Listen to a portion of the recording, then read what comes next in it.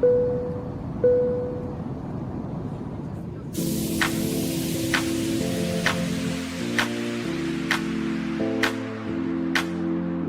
head's in the clouds, can you bring me back down, boy? I need it. I need it. I need it. I need it. I need it. I need it.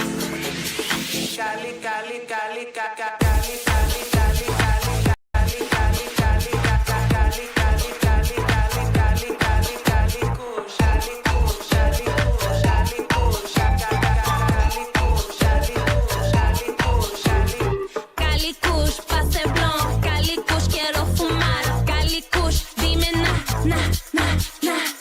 No to that lick, no to the mids, in my bag I am the Balenciaga sponsorship, we smoking blunts, don't pass no clip. My head's in the clouds, can you bring me back down, boy? I need it. Girl, don't trip, take a hit, take a flight to Cali, Cali, Cali, Cali, Cali, Cali, Cali, Cali, Cali, Cali, Cali, Cali, Cali, Cali, Kush, Cali, Kush, Cali, Kush, Cali, Kush, Cali, Kush, Cali, Kush, Cali, Kush, Cali. Como Mari todo el día, creepy kush, todo el día.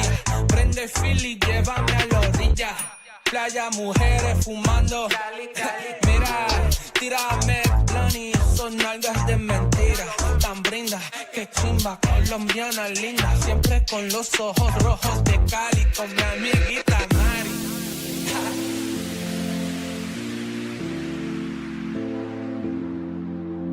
My head's in the clouds, can you bring me back down, boy? I need it.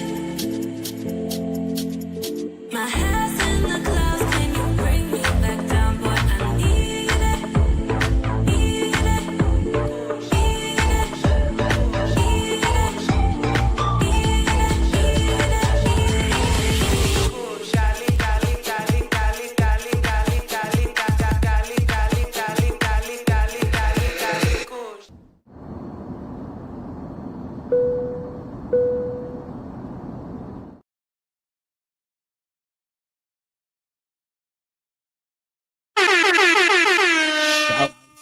Shout out to all of you wonderful gentlemen and some of you ladies that are out there watching Andre and Andre's Love Crossing Borders here tonight. We have a wonderful, and I mean a wonderful live stream and a special guest that will be here on this particular episode. I am proud, so proud of you men, whether it be black men, white men, Asian men, Latin men, that are taking advantage of travel, exploring opportunities on a global basis. Whether you're looking for a new country and new foods to enjoy, or whether you're looking for the love of your life, many of you guys have been taking advantage of your passports and discovering that you have one thing that many men back in your home country don't realize. You've got options. And so it is also when it comes to careers. When it comes to careers, many men of color are discovering that they can go into tech. That means that you can go into cloud engineering or cybersecurity or other aspects of tech and be able to make good money and be able to relocate to whatever country or countries that you desire to be in. So we're going to talk about that, because after black men are getting tech and discovering travel, you're realizing you're getting different treatment. You're realizing that you can be around quality, fit, feminine women that support you. You can be around cultures that believe in the same thing that you believe in. You can be around people that enjoy foods that are healthy, that you enjoy.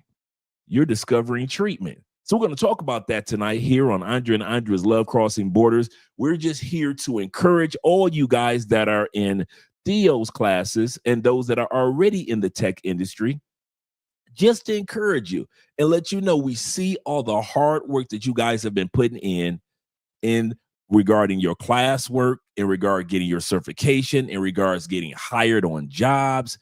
whatever it may be in the tech industry, Black men are finally waking up and taking advantage of the opportunity and realizing being in tech, it is a hard road ahead or journey ahead, but it's not impossible. It's not impossible for us to do. So shout out to all you guys that are out there. Let's get some intro music going.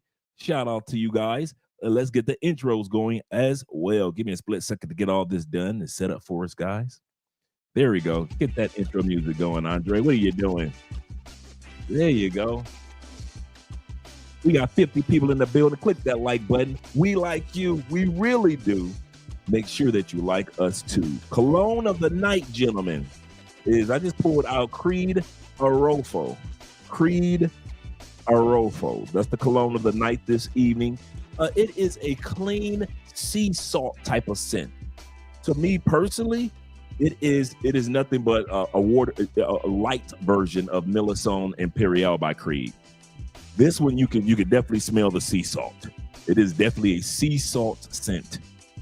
This one is like a lighter version of that. So if you don't want the sea salt to be as strong, which is still a good scent, you have this one that's kind of a little toned down.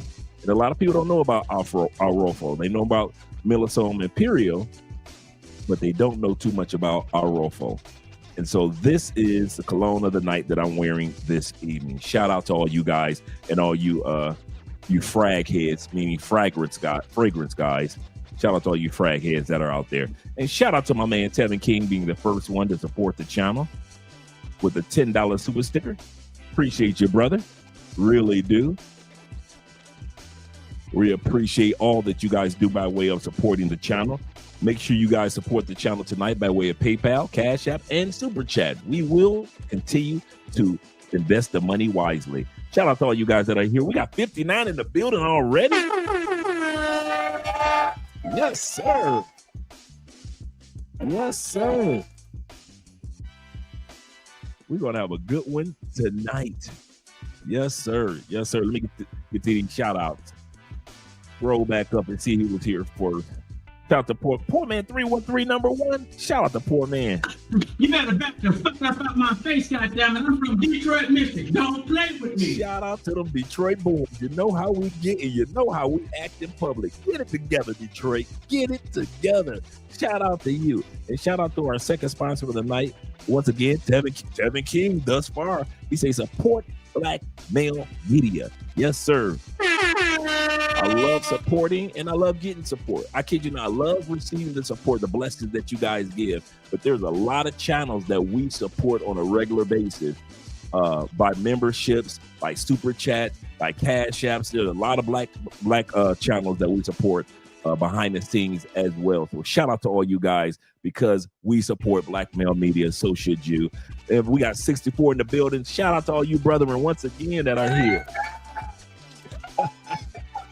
I love it. I was kind of worried because this stream was going to be so late, but then I also realized this. I knew guys had Theo's classes, so I wanted to push this particular episode back a little further. I promise you guys, this live stream tonight, and Theo's special guest is going to join us in a little while. This is a very important, encouraging stream.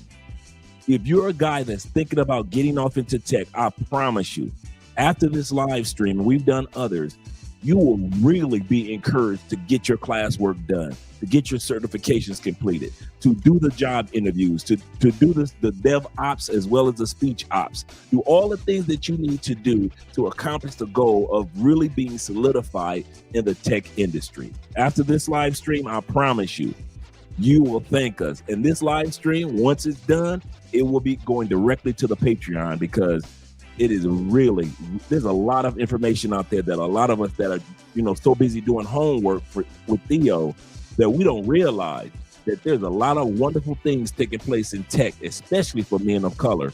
So, and especially for Americans. So let's get ready to rumble in regards to that. Let's scroll back up. Poor Man 313. And we got my man Anthony V in the building. What up, though? Them Detroit boys. What up, though? Shout out to my man David Dice in the building. Up the Dice family. He said the family, Andrea, chat. What's good, fellas? We're having a great evening, gentlemen. Having a great evening. I've been looking forward to this particular live stream. I really have. Shout out to you guys. Now, I won't have time to do all the intros, so I'm just going to do the top 10. Okay, the guys that were here first. Unless you put in a super chat or something, I'm just going to do the top 10 because it's so late, and I don't want to be on here too long. And I know Theo has been so busy that we don't want to keep our special guests waiting too long. So I'm just going to do a 10, blame it on my head, not my heart. But realize, guys, this is a live stream that's very, very important. Shout out to my man, David Dice, once again. Shout out to my man, Kenny Peoples of Kenny Peoples Family. Shout out to you, brother, for being here. He say me in the, that's me in the near one day. Yes, sir. Yes, sir. Shout out to man, Jay Kaysen in the building. Glad that you're here. And our brother, good morning, kind sir. Our brother Ronin Travelers in the building. Glad that you're here. Make sure you drop the link to your channel, the Black Man's Travel, and to my man Fearless's channel. If you don't mind, drop the link to all three of your channels so guys can subscribe. Shout out to you and salute to you as well, kind sir. Salute to you as well. He say, to answer the question, we are absolutely crushing it overseas. He say all these areas for the ones that apply themselves. Absolutely correct. Absolutely correct. We've got a stream that I'm going to be doing tomorrow, and I'm going to take a few minutes out talking about a gentleman that came to Medellin. Y'all already know how this story going based on my face. Here's the kicker. They wouldn't. Now, what's the use in having security at your hotel if you don't use security, guys? We're going to talk about this tomorrow.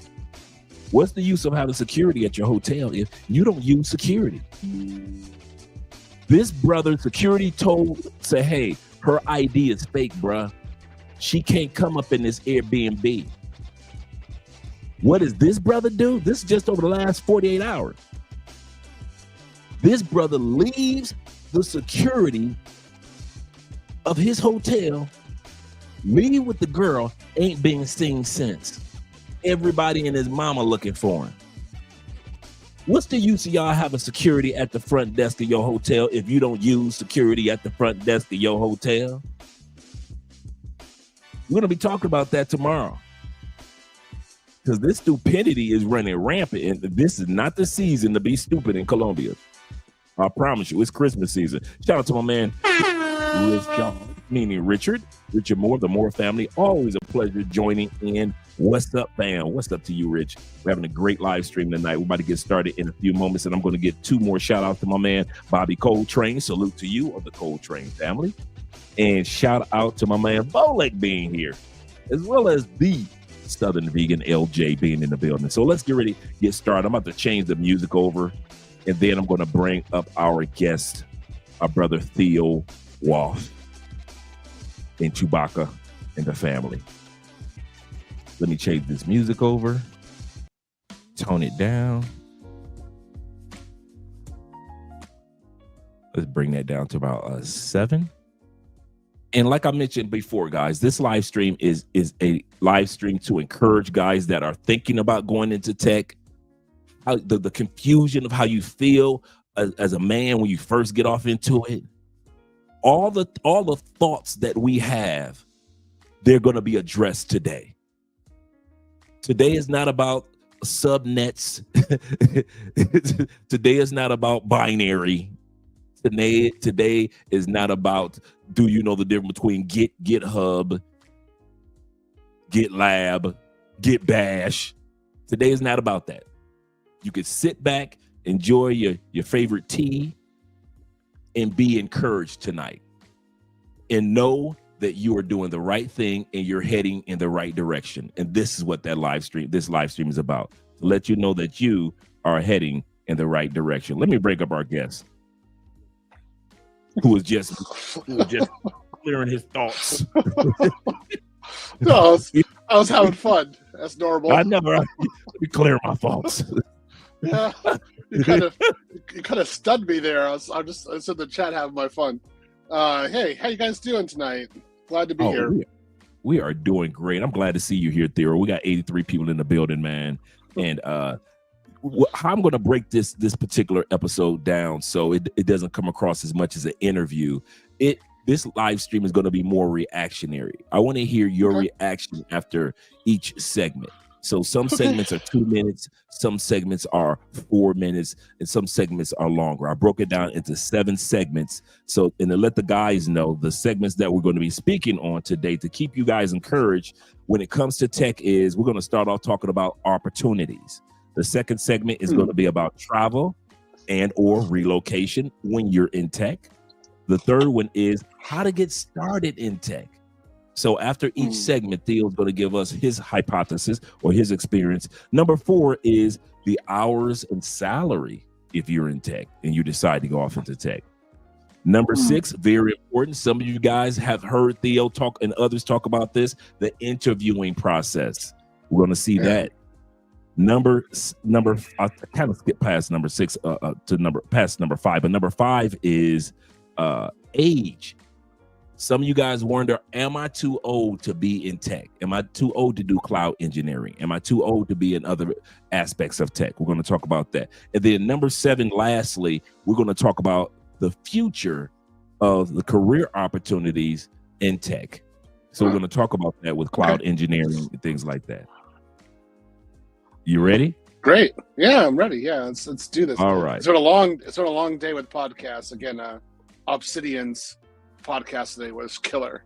I loved it. I know it was. So yeah, he's there with Angry Man. I was totally happy about that. So no, was he? You didn't see it?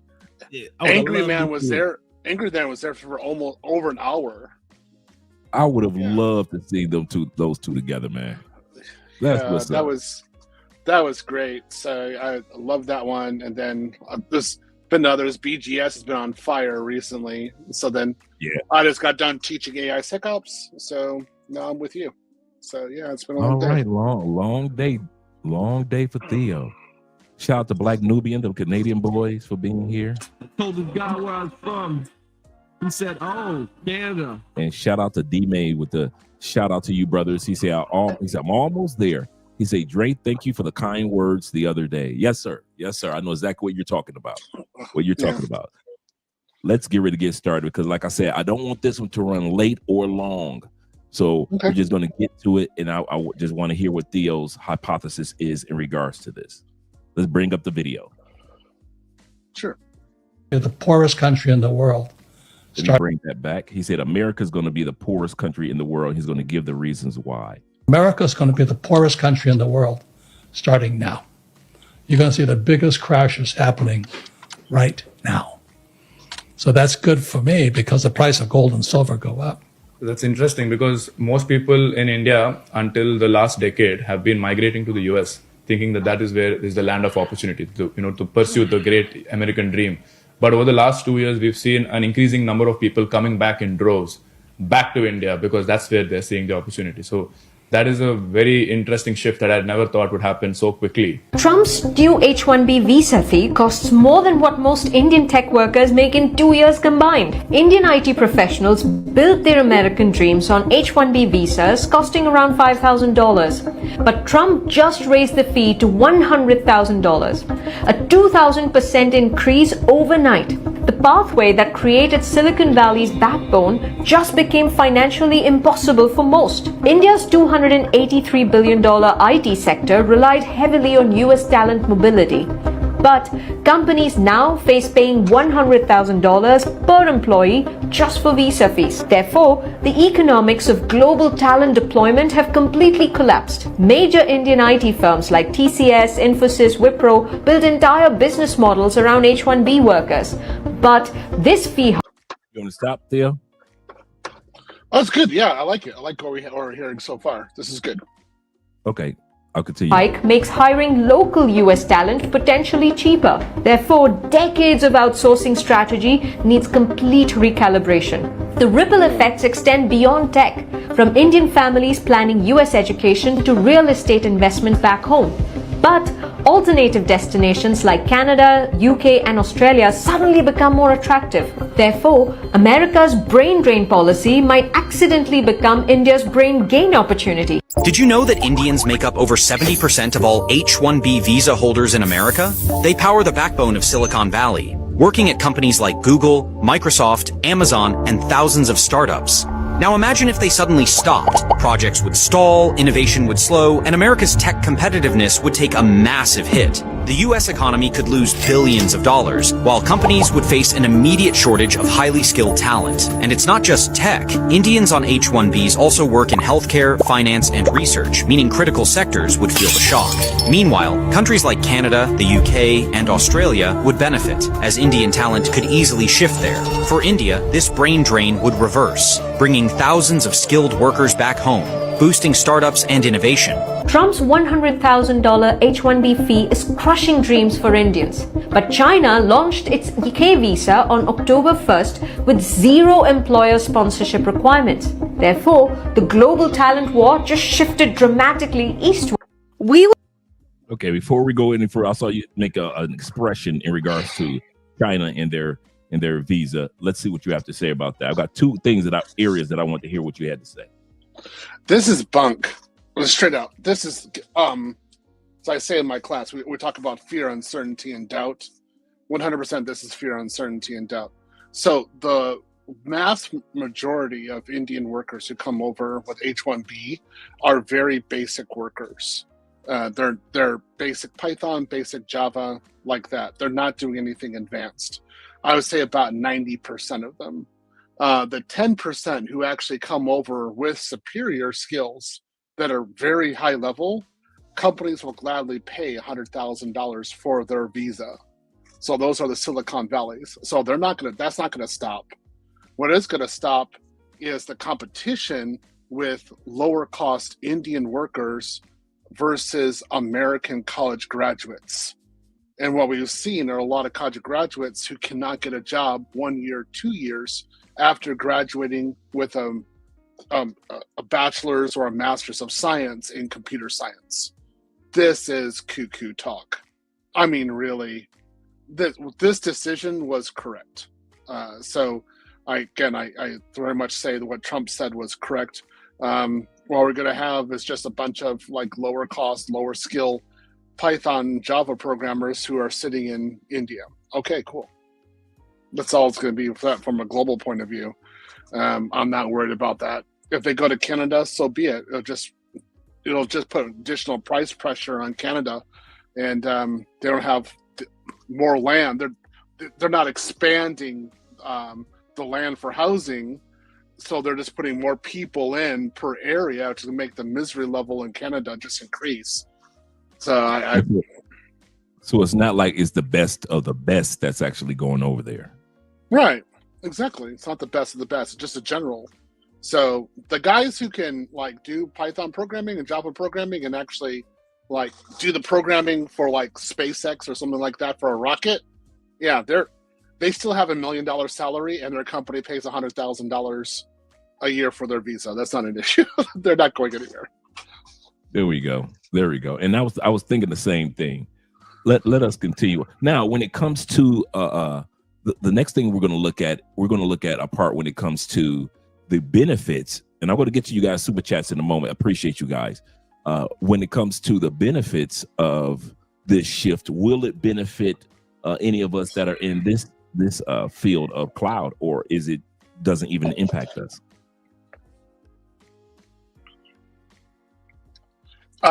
Yeah, okay, so I'm going to run the script. Okay, it's incredibly beneficial for us because there'll be less competition. So already I've seen, like, again, one of my students, 2 days after the $100,000 fee was announced, one of my students got a job. And it's because the H-1B candidate wasn't viable anymore. And so he was number 2 to get the job, and he got a job for $145,000. So that was great for him, right? He didn't have to worry about competition from an Indian H-1B. So I don't have any problem with that. It's the real thing is how many of these H-1Bs are not going to get their visas renewed, or they're just not going to feel like accepted and they're going to go back to India. That's going to be a number of people, and so that's going to open up a lot more opportunities for Americans who have actually gone through the university system, or they're just local domestic like we have with the class, and that'll just open up more doors for them to find labor, which I think is great. Yes, sir. Yes, sir. I was thinking the exact same thing. That's why I put that segment as the intro there. I was thinking about the opportunities, because if you think about it, if you have someone that is making that you're paying from India or anywhere, that you're paying $140,000, but it's $100,000 to pay the visa, it's not, even if the visa is good for 2 or 10 years, sometimes it's not even worth the investment to keep that person when you have that same amount of talent here in the States that a person could take advantage of. And that's why I brought Theo up, guys. Once again, this particular live stream is to encourage you guys in your journey. Sometimes we get so focused on the studying part, which is so great, we don't realize to find out what's really rocking in the industry. So this episode is to let you guys know what's going on behind the scenes, the truths and the false, and Theo can correct us in regards to that. Yeah. So I mean, you got a lot of guys going around talking about how like AI is going to take their job. And I always say, like, if you're really thinking that way, you probably don't know. You don't know your job in the first place. So that's why we never had that problem with AI with Indian engineers. So there'd be less Indian engineers in particular. And then, AI is taking its time. 95% of AI deployments fail at this current time. So they're not taking your job unless you're really basic. Yeah. Right. But if you're an engineer, an IT engineer, you shouldn't have any problem at all. That's so true, Theo. Go ahead. There's plenty of opportunity. It's just that people have FUD, fear, uncertainty, and doubt. And they listen to that first. And I'm like, shut up. That's true. It's kind of funny that you would say that's toward the middle of the video. We'll in the fears section, we talk about the future of tech and the fears of tech. That segment is going to be coming up as well in segment number 7. So I'm glad that you mentioned that. Let's go back to the video. Good insight. Thank you, Theo. This is in regards to how important having a quality salary is in the United States. So to encourage you guys, I want you guys to listen to this. A lot of guys don't know this stat. Would need to make $66 an hour. Minimum wage. Minimum wage. I want to scream. How much would minimum wage need to be today to match the home buying power of boomers getting minimum wage in the 1970s? My guess was $35. Okay, what's the answer? $66. That is diabolical. My guess was also $35 or $33 or something.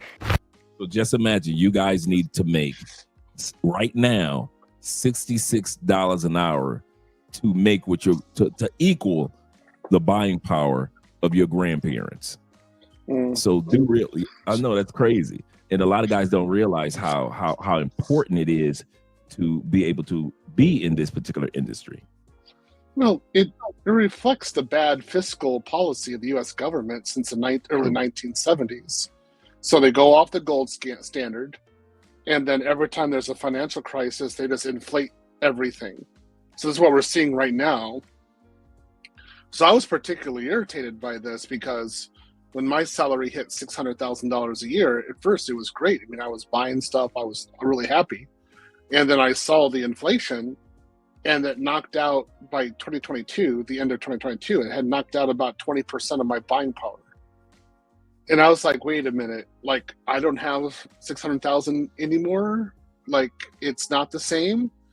What? And then I saw the inflation going up, and I was like, oh, I'm sick of this. I want to leave the country. So it's going off the gold standard. It's using inflation to finance your budget, things like that. This is the problem. All right. Thank you very much, Theo. Let's go get ready to go to the first segment.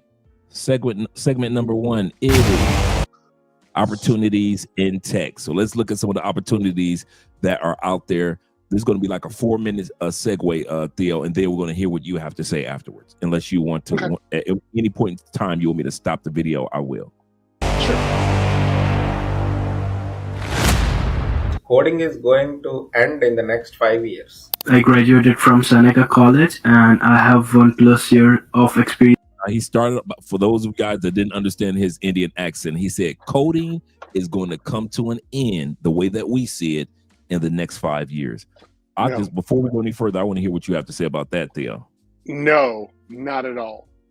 The amount of coding, refactoring, changing from platform to platform, all of that needs to be done, and that needs to be done in a certain context that AI cannot understand.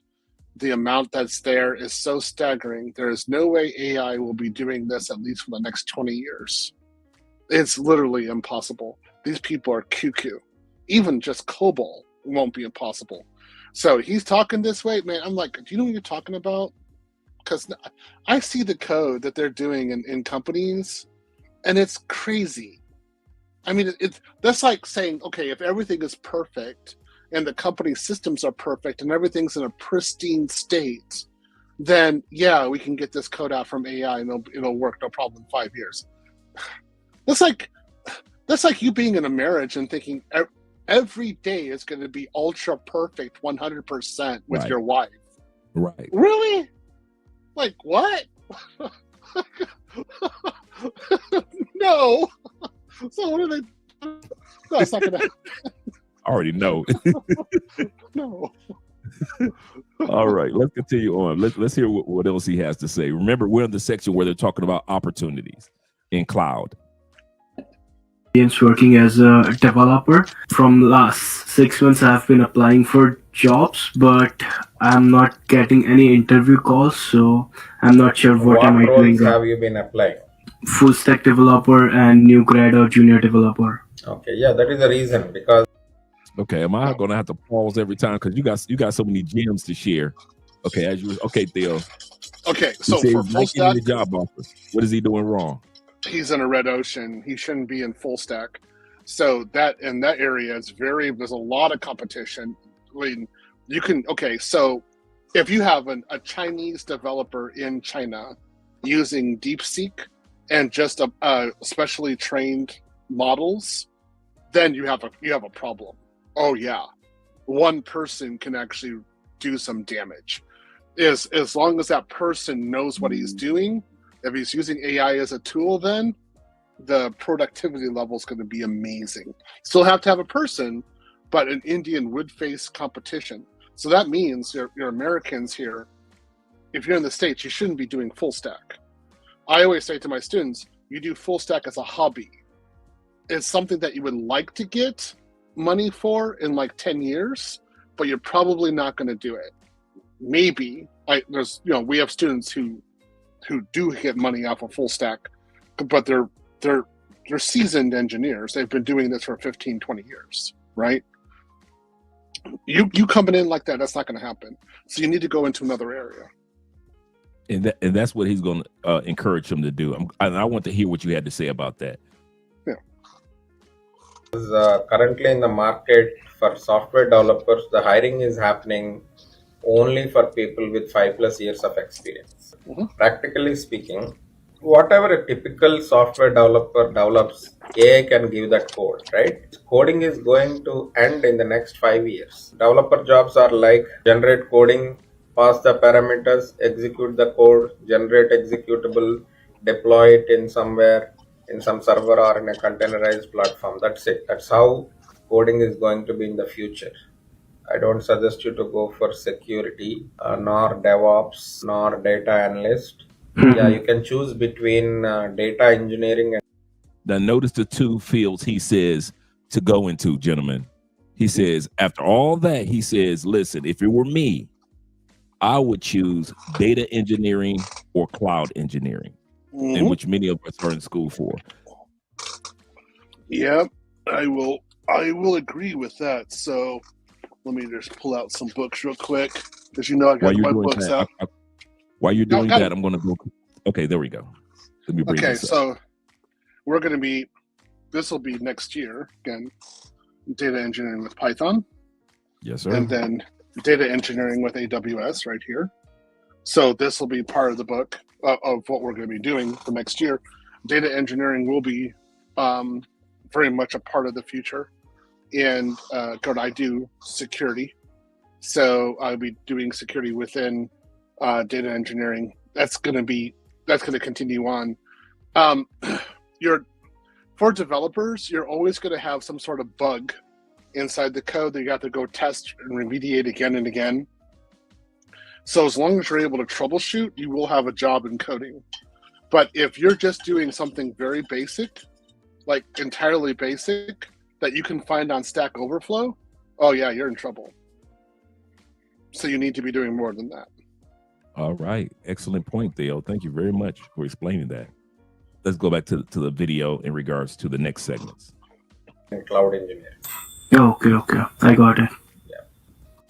Here's a job that's going to be in massive demand in 2025 and the years after. And let me tell you real quick, it's not AI. I mean, we see all the news about AI, so it's hard not to get influenced. But think about it. AI relies on data, and data needs storage, processing, and distribution. All of this happens in the cloud. Without cloud engineers, AI doesn't scale and companies lose millions. And right now, there's a massive skill gap, and that is an opportunity for you. So where do you start? I'd recommend this website, nextwork.org, where you can start learning cloud skills for free. Or 528,000 cloud jobs are open right now. 90% of job seekers won't even take advantage of it, and I'm going to talk about it. You know the easiest way to know the skills you need to land a role? Read the job description. It's all there for you. Oh, I knew when I saw that part. I wanted to hear what you had to say. Read the job descriptions. Yeah. So when people are asking like, what skills should they do in the future? I always say, where are your JDs? So aren't recruiters sending you JD with a job description? Because in the job description, you'll know what the market is doing. You'll know how the market is moving. And then you can ascertain what is your skill set and what is the market, what's the gap, and how soon can you clear that gap. So you want to get as many JDs as you possibly can. Now, right now I'm getting JDs, of course. I find most of the positions to be boring. So I'm not even interested in going into something else. But, you know, if I'm hungry or I want to super work, then I'm going to really follow those JDs and be increasing my skill set as fast as I can. I'm kind of fortunate right now in my area. So don't go around and saying I have students who think that the tech environment is still like reflective of tech needs 20 years ago. So they're going around saying like CCNA or basic CompTIA, or they're doing like front full stack, something like that. And I'm like, do you think it's 2005 or something? Do you think like Bush 2 is still a president? Like, what's going on? Like, who are you? Because that hasn't been necessary for a very long time. I almost never see that in a JD. It's always a high-level Cisco cert if it's networking. It's SAA for AWS. You got that's an architect associate. PCA for GCP. It's a security expert, architect expert for Azure. That's what they're looking for. And then the next one, of course, is going to be the data engineering, which is what I'm getting ready to start teaching inside the class. It's going to be rather critical. It's going to be kind of crazy next year. So that's the way the market really is moving, and it has to be in the cloud. But then a secondary, if you really want to get good at it, you want to go understand the traditional data center. So if you know them both, you are like a full-rounded cloud engineer, and you can actually really highly compete. Given that there's less H-1Bs in the market, this is like a paradise. It's one of the best markets I've seen so far. All right. Let's continue on. I'm glad that you shared that, brother. I'm glad that you're here, Theo. I really am, to give us a little clarity beyond just a video. The top 4 to 5 bullets on the job description are the skills that the recruiters can't and won't compromise on. Then they give you the exact tools and services the team uses, and then it shows you the projects you'll be expected to deliver. But here's the crazy part, though. Millions of people skip this step. AWS Cloud. Is that true, Theo? Yeah, they totally skip it. They don't even. I see engineers with 5 to 10 years of experience trying to get a basic entry level IT job. And I'm looking at them like, are you an idiot? What's wrong with you? Like, no one is going to take you seriously. I mean, okay, that'd be like, okay, I have 2 master's degree, right? So after that, I want to get a job at McDonald's because I've been working minimum wage all the way through grad school. So now I graduated and now I want to work grad school. No, you don't do that. Well, I don't know, maybe you're in the middle of nowhere, but no, that's not your goal. But you have people who do this and they always try to go to a lower level job instead of pushing themselves to actually get a decent job. Now that's what I do in the class. I push you to actually get a decent job. That actually does pay 6 figures. So because most of these guys are going for lower level jobs, the Indians come in and say, we're hungry. We'll take those higher level jobs. Even though we're not qualified, we'll go and do what's necessary to get those jobs. So hats off to them, because then they go from nothing to pretty good. What we really need is the American engineer to have confidence and actually go for the higher level job. And that's what we're happy about, a lack of confidence. So now I'm like, hey, let's just go for it. You guys heard it here first. When we get to the interview segment, you're going to hear a lot of what Theo is saying. These guys are going to say the exact same thing. Let's continue on. And I'm going to shut up a bit, let some things roll. Engineer. And how much money do you make per year doing this? About like $155,000 plus compensation. And how long you been doing this for? Like 2 years. And how did you get into this? Yeah, so I was doing accounting before and I despised it. I was working like super long hours, like 10 to 12 hour days, and it was just a lot.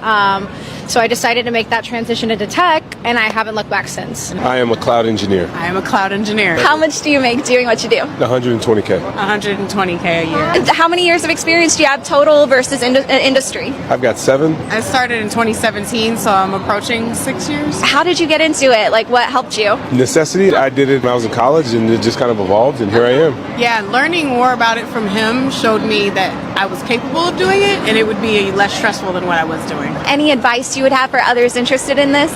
So she said she learned from watching her husband being in it. And so she decided to do it. But they're both underpaid, just so you know. I was thinking that too, especially after 7 years. So that goes back to what that goes back to what you were saying about having confidence. The thing that's missing in blacks going forward is confidence.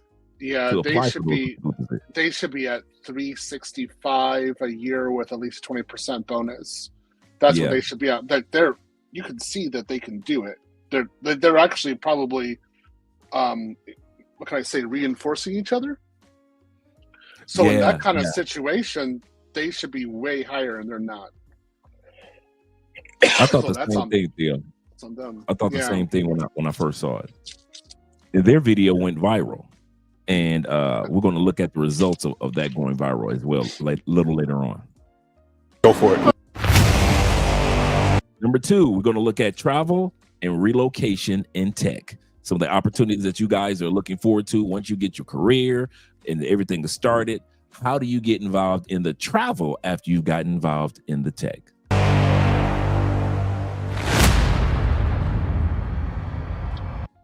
When you're overseas with the overseas government contract, they pay for all your stuff. They pay for your living, your housing, your food, transportation, gas. You literally pay for nothing. Wow. And it's tax free up to $107,000 a year. So you was not seeing taxes come out those bi-weekly checks? Yeah. Here's a day in the life of a 23-year-old millionaire software engineer working while traveling edition. Today we're in the south of France, and I started the day off with 4 hours of deep work coding a new feature. I got a villa with some of my millionaire friends, and we just took a break to play some dodgeball in the pool. We then went to a random cafe to do more work because no one was working at home. We then had dinner reserved in Monaco, so we just took a helicopter to get there. We had dinner together, eating at a 5-star restaurant while sharing ideas with each other. And then I finished the day off helping my followers land coding jobs. Better ingredients, better pizza, better bitches, better money, my clothes better, my shoes better. I work harder. Fuck Little Caesars, fuck Domino's. This is a not so typical day in my life as a 27-year-old engineer working in tech. Today I'm headed to Brisbane, Australia to visit my company's headquarters. I had a layover in Dallas and, as they say, everything's bigger in Texas, including the Christmas decorations. And I ran into my coworker Dustin, whose flight got delayed. This is going to be my first time in Australia, and honestly I was having a bit of a pinch me moment when I got on the plane because growing up my family never traveled. This is the longest trip I've ever taken, and I hardly slept on the plane, so when I got off I was absolutely dying. My coworker said the best thing to do was to stay awake until the sun went down, so once I got to my hotel I went for a walk and stretched a little bit before heading into the office. So you work remotely and you want to travel the world, but your company gave you a computer that looks like this. This is this very common, Theo? No, it's not. I haven't received a computer like this in at least 10 years. Okay. So yeah, normally it's a notebook. Okay, cool. I don't even know how to Optiplex 7070. Now, the thing about these computers is that they don't have HDMI. They have what is called a display port. Now, if your company provided you with this computer, they definitely provided you with some bulky screens that you can't really travel with. Now, the first thing you're going to do is go on Amazon and look up display port to HDMI. And if you're using two screens, get two adapters, one for each port. And honestly, it doesn't hurt to have a backup if you're going to be traveling outside the country. You never know if one of your adapters gets messed up and it might be a little bit more difficult to find. The next thing you want to do is you want to buy two portable screens that you can work with, or depending on where you're traveling with, you might have monitors or you might just be able to plug it into your TV. So depending on which portable monitor you decide to buy, some of them have mini HDMI and regular HDMI. So just take that into account when you're buying the HDMI cable. For example, I would buy two of these adapters, and if I bought that previous screen that I showed, I would buy one of these HDMI to mini HDMI cables. So the next thing we have to worry about is that this computer does not come with Wi-Fi. And I would recommend not adding any Wi-Fi dongles to your computer because the company might be able to track any devices that you add to your computer. Is that true? 100% correct. Yeah, 100% correct. In fact, if you add a Wi-Fi dongle, that's going to be considered to be an external device. And if they have any decent security policy through Microsoft on your machine, it's gonna like flare up immediately that you're doing something that's illegal to the company, and so they're going to come after you. You don't want that at all. To tell you the truth, that kind of computer would be perfect because you could actually do a wired connection, Ethernet connection to another wireless device. And you wouldn't, the other thing too, it doesn't have a GPS locator inside of it. So very nice. You could do some things with that. So how the hell are we going to be able to connect our computer to internet every time we're traveling? What if our Airbnb doesn't have access to the Ethernet, or a hotel doesn't have access to the Ethernet? What do we do? So this is a travel router. The cool thing about this router is that it can connect to Wi-Fi that's available wherever you are, and you can connect your computer to it through Ethernet. So it would work normally. You would just connect your computer to this router and connect the router to whatever Wi-Fi is available to you. Correct? Mm-hmm. Yes, that's correct. Now, see, this is why, again, you're in the class right now. This is why it's essential to know networking, subnetworking, and binary, because you actually need to know those network settings to put onto this router. And if you don't get it right, it could advertise your location. So if you actually know what you're doing with subnetting and binary, and you actually know what you're doing with your cable, you can do everything. And you get a testing philosophy, you get a testing methodology. So what you do is you get your normal computer route first, you do your Ethernet connection, you make sure that your subnets are correct and your routing is correct, and then you do some tests to make sure that it looks legit, like it's actually done, the VPN is correct. As long as it's done correctly, then you can put your work computer on there. But you should always test first with your normal computer. As long as you're doing that, you're fine. What I find, again, my little personal grief, is you get students who don't take networking seriously. They don't take like the VPC seriously, the binary seriously, all that. And then they go abroad and they goof up with this thing right there. And then their location is broadcast to their company. Then they have an issue. Yeah. So when Theo's telling, go ahead, Theo. I'm sorry. No, that's a very much of an issue. And then the other thing is they don't understand what VPNs are, or actually how to establish VPNs. So they screw things up. So that's on them. There we go. The cool thing about this travel router is that you can add a VPN to it to mask your just like Theo just said. Let's go back to what the brother was saying. To Wi-Fi that's available wherever you are, and you can connect your computer to it through Ethernet. So it would work normally. You would just connect your computer to this router and connect the router to whatever Wi-Fi is available to you. And the cool thing about this travel router is that you can add a VPN to it to mask your location. That way your company doesn't know you left the country. Now, I would probably also upgrade to a compact keyboard and mouse just to make it easier to travel. And all of this should fit in your personal item, plane bag, or your carry-on, depending on how big your backpack. All right, Okay. let's see what you have to say, Theo. Okay, so this is my little point. If you're going to be traveling, only travel to one place. Don't go like from place to place to place. That makes your life more difficult because it increases your attack surface, basically, for you to screw up your VPN back home. So just go to one place, maybe two, but go to one place and sit. It's like what I always say with relationships. You know, I'm rather conservative there. Date one woman. Don't date around. It really reduces the amount of stupidity you're going to go through, problems you're going to go through. So if you really be in one place, that means you can have a monitor and keyboard and mouse ordered ahead of time and sent to you. And what I always say is you should go to a hotel for 1 week. So my little thing that I do, again, Theo recommendation, when I go to a new country in particular, I stay at the Hilton first. And the reason I stay at the Hilton is that their IT, their internet connection is the same globally. Doesn't matter where it is. So if I'm in Ukraine or Sao Paulo or Japan, it's the same system. So I know how to do my connection. So if I get there, I think I'm a diamond member with them. I have my external monitor and my keyboard and my mouse already there. So I check in, they give me my hardware, I go upstairs and just walk in. I don't have to worry about it, right? And that's because if you have your monitor in your bag while you're traveling, there's a possibility you're going to break your monitor. Yeah, that's true. So it's like $200 for you to get another monitor and have it like 27 inches in the country. Why wouldn't you just do that? Right, just have it waiting there for you at the location. Yeah. That's a great idea.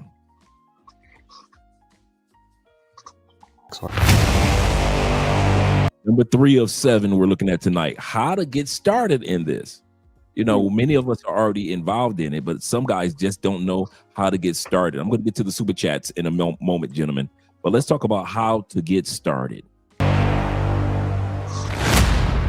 I am a cloud engineer. I am a cloud engineer. Damn. Is that baby a cloud engineer as well? To do. 120K. 120K a year. Cloud engineering is at an all-time high, and here's a roadmap to become a cloud engineer. Number 1 thing I would recommend, do projects. Best way to learn by far. This is a great free website where you can get a ton of projects that are going to teach. Now, I went to that website. They do have some really good projects for beginners. They've got projects for the advanced. They've got projects for, I've done projects. I haven't told Theo, I've done projects. And the main reason why I've done projects is to just get comfortable with the AWS process, just get comfortable with cloud engineering, understanding what the hell what I'm getting myself into. So I've actually done projects. Some of them I've been able to complete. Some of them I've been scratching the back of my head like, okay, what am I supposed to do next? And so I've gone to ChatGPT and had ChatGPT literally create projects for beginners to AWS in regards to this or that, and it walks me straight through. So he's absolutely correct. Now, the projects that I've done, will I put them on LinkedIn, or the projects that I've done, will these particular ones that I've done over the last couple of weeks go to my resume? No, because these are just moot projects. But the ones that are important for us, based off of my theory or studies, you do want to have those set up. So this website, I kid you not, they are really, and they're also on TikTok. So if you go to TikTok and look for It's Next Work, all one word, It's Next Work, and their whole channel is dedicated to the career, the interviews. We're going to see a lot of their videos tonight. I promise you guys, you appreciate me for in regards to this particular TikTok group, and it's dedicated to cloud engineering. The whole thing, young people, older people, everybody involved in cloud engineering. That's what this particular website is. Teach you the basics. Because let's be real, if you've applied for jobs recently, you know that recruiters don't give up. Recruiters don't care about your theory or your courses you've done. They care about what you've built and what you can show. Now, number 2 is learning the core services. So when you use websites like that, learn things like security, storage, networking, the basics of IT and fundamentals that are going to carry you across cloud. As you're doing these projects, make sure to fill in these boxes so you get documentation. And that's what I like about this particular website. As you do the projects, it not only allows you to do the projects, but it also allows you to put in documentation. So at the end of the project, you actually have full-scale documentation of what you actually did in the project. Some people know how to do a certain thing, but you don't know how to describe what you did. And so this website teaches you on how to do that. Go ahead, Theo. You about to say something? So one of the recommendations that I have is that, especially if you're using Terraform, you should actually have the build output as a part of your repo, so that you can show that you actually built it. It actually deploys, so that they know this isn't ChatGPT. So that's what I do. And then also you should probably have kind of like a clickbait in your public repo. You should have something that's kind of cool, but your private repo should have the awesome stuff. And you want to have a differentiation between the two. And so what you do is you tell them, if you want to see your repo, like give me an email that you want I should register, and then they give you the email, then they can go ahead and see it. That's usually the best way of doing it. All right. Yeah. I'm glad that you mentioned that. The end that you can post on LinkedIn and share anywhere. Number 3, the big scary coding. To become a cloud engineer, you do need to learn how to code. You need to learn things like Python, Bash, Linux, but don't swipe off the video. In order to start learning how to become a cloud engineer, you don't need to learn how to code right away. Especially with AI now, learning how to code is becoming easier than ever. So don't be scared of coding. You can do it. And then number 4 is containers. You need to master the basics of containers with Docker and orchestration with Kubernetes. But if you start learning with projects, you start doing the basics, you are going to be in front of so many people. You got this. Make sure to follow to learn something new. Okay, before he goes any further, those four genres that he just mentioned, what's your opinion in regards to that, in regards to getting started? Entirely correct. Entirely correct. So you need to know the infrastructure. You need to know how the application works in the infrastructure, but you don't need to know how to code the application. You need to know some coding for some applications, but it's more for an integration point of view. So a lot of the code, like I just had it this tonight. I was doing an AI SecOps demonstration, and part of the code was auto-generated. And if you're in GCP, you'll know that part of the Terraform can also be auto-generated. So you can get that. You get some auto-generation of code, but you need to know how to place it in there. You need to know how to use it. And so that's why you still have to know some coding principles. And then without a doubt, you do need to have the Kubernetes and the Docker. That is where everything is going. Like, I'll give you one example of a book. Again, I just was just looking for this. Like Gen AI with Kubernetes. Oh, wow. This is where it's really going to, or Kubernetes for AI solutions.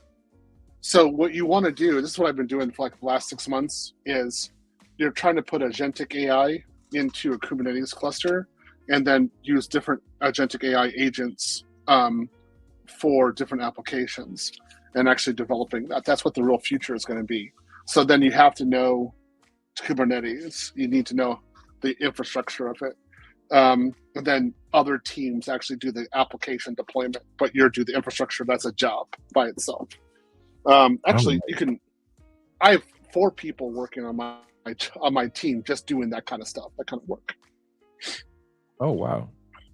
So at least now, guys, in the comment section, at least to let you know that once again, this is a particular live stream to encourage you guys that are thinking about going into tech, into cloud engineering, or you guys that are in Theo's classes already, or any other program that you're studying already, this is just a live stream tonight. It's not going to be too long, but it's just here. It's 7 areas that we're going to keep you guys encouraged. So every area that we hit is just to encourage you guys, to let you know that you made the right decision into going into cloud or any other form of tech, and let you guys get a little bit of tidbit information from Theo that we probably hadn't talked about during interviews, or he hadn't talked about in particular classes quite yet. So we're going to talk about those things. And one of the things that we're going to be coming up on real soon is the interviewing process. So we're going to be talking about that tonight as well. But let me get to these super chats real quick, and then we're going to go back to the videos, Theo. Shout out to my man Chill with Will in the building. He says, salutations, Andre and Theo and the chat family. He said it was good to meet you at the conclave. This will be another fire show. Yes, it is. He said no reason for being successful to move out. He say no reason for being successful or to move outside the United States to fulfill your dreams, or new reason to do this. Shout out to you, brother Will, and my man Kobe in the building. He say, see, there are many job opportunities now in tech. As the one brother said, there are over 500,000 plus opportunities out there globally for men to take advantage of, as well as ladies. Yep. Kings and Dreams says, my guys, let's go. And I love y'all. We love you too, Kings. Really do, brother. And my man Growth Kofa says this. Kofa says this. He said, let Theo cook. Let that man cook. Shout out to Gabriel being in the building with the $2 love as well. He say tech is the present and future. Move forward, black men. Realize this, guys. It does come across. I'm gonna say something that they're going to hit in the video. In the beginning, it's supposed to be intimidating. It's something new. Doing content for me is second nature. But when I first started, it was intimidating. It's the J curve. You drop. This is a J, like the letter J. You don't automatically, you're not at the top of a J. You're at the bottom. You step off the edge of a J and you drop. And that's the intimidating part. And you're at the bottom of a J, and it may be for a couple of years of learning and getting your skills together and making projects and networking and getting mentors like Theo and others. And then you work your way up to the long side of a J. That's in everything that we do, gentlemen. There is nothing in life that you do that you haven't experienced the J curve. So when it comes to whether you learn a new language, whether it's traveling, whatever it is. So guys, feel comfortable with feeling uncomfortable, because right now you're at the bottom of your J. That's all it is. And you're working your way up to the long side of the J. All right, let's continue on with the super chats. Shout out to man Jay Casey in the building with the 9. He said, when I was 22 years old, I didn't even have a degree. I applied for a marketing job. During the interview, I found a few things that we could relate with. He said he liked me, hired me. He said, and it started at 150K. 22 years old, 10 to 1099. Shout out to you, brother. And my man, the International Quiet Storm, is in the building. He said, just supporting the content with the $20 love. Appreciate you, brother, for being here. And shout out to my man, Dat, for being here once again with the $15 love. He said, I appreciate the stream, fellow classmates, and cannot wait to sit down and chop it up with you about Afro-Southern American history. Southern history with you. Salute to you as well, brother. We had a great conversation on the yesterday in class, and I would look forward to meeting you guys as well. Always look forward to it. Let's continue on when we're talking about, he was just talking about, we're in the segment where we're talking about opportunities. So let's continue on with the video. Right now, he's talking about Theo's expertise, which is networking. Why are we still pretending cloud and networking are separate in 2025? I've been in networking for 15 years, and I'm telling you, the game has completely changed. 98% of global companies are using cloud services right now. Federal cloud spending doubled in just 4 years, and here's the kicker, most people in IT are getting left behind because they're still thinking in silos. Let's talk about the fact that cloud engineers make an average salary of $133,000 in Washington, D.C., That's a lot of money, and it could be life-changing. If you're coming from a non-tech background like me and you're trying to get into cloud engineering, here are 5 resources that have helped me tremendously on my cloud journey. Coming in hot at number 1 is Free Code Camp on YouTube. Andrew Brown has a great course with them where he teaches you how to pass the AWS Cloud Practitioner. I followed his video religiously, took notes, did note cards, and passed in less than a month to get my AWS Cloud Practitioner. Number 2 is Neil Davis' course on Udemy. He has courses for the AWS Cloud Practitioner as well as the AWS Solutions Architect. And with all okay, let's pause, because every time I see you shake your head, they always go low, always. So that first thing she went for was a CCP. It was like, that's basic. We shouldn't even be talking about it. Go for SAA. Anybody, you guys all know in the class, I say go for SAA. You only go for CCP if you're having a hard time. You want to boost your confidence. That's it. You always go for. See, this is why I think this gets me so irritated as a teacher. I always say, like, so many of my students go for the basic first, and they think they've achieved something. I'm like, stop! You've just achieved failing basic. That's it. It's not really going in there. So go for the Solutions Architect Associate. Stefan Marek is what you should be using, but Neil Price is good. A lot of my students use what is it? I forgot. Contrail. That's what it is. A lot of my students use Contrail. So I like Contrail too. So what you should be going for, I always say, is you go for Solutions Architect Associate, and then you want to get a specialization. Then they know you're doing something. It's kind of like D-May. He might be in the chat again still. When D-May encountered us, he got this Solutions Architect Associate, and then he got this AWS security specialty before he joined the class. Wow. Yeah, and I saw that. I was like, you're serious? I can take you seriously. You know what you're doing. Okay, cool. I know what's going on. So you have to have that kind of urgency and like devotion to really go for it. And then what you want to do is you want to add your scripting to it, Python scripting. You want to do some also additional Python for DevOps and for projects.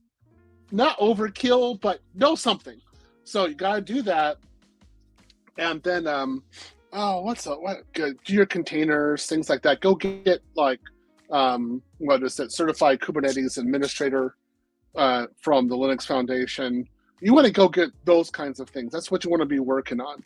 And then get a DevOps certification if you can. Get Terraform Associate because that's going to show you that you can actually do automation. Those are what you want to work on. Again, if she's talking CCP, this always frustrates me because what happens is that somebody gets like the basic cert and they're like, oh, I could be an engineer now. I'm like, yeah, not really. It's not 5 years ago. You could have done it 5 years ago, but not now. You need to have the associate, like this Solutions Architect Associate. But, aiming low, so many people like to do it, and they complain. Like, I wanted somebody to love me. Okay, let's go out and get a thug. Oh, that sounds great. That'll work. Good analogy. Oh, I want someone to love me too. Let's go get a beautiful bottom feeder. Oh, yeah, that sounds really great. Yeah, we'll do well there. Oh, where's all my possessions? I lost everything. I wonder why.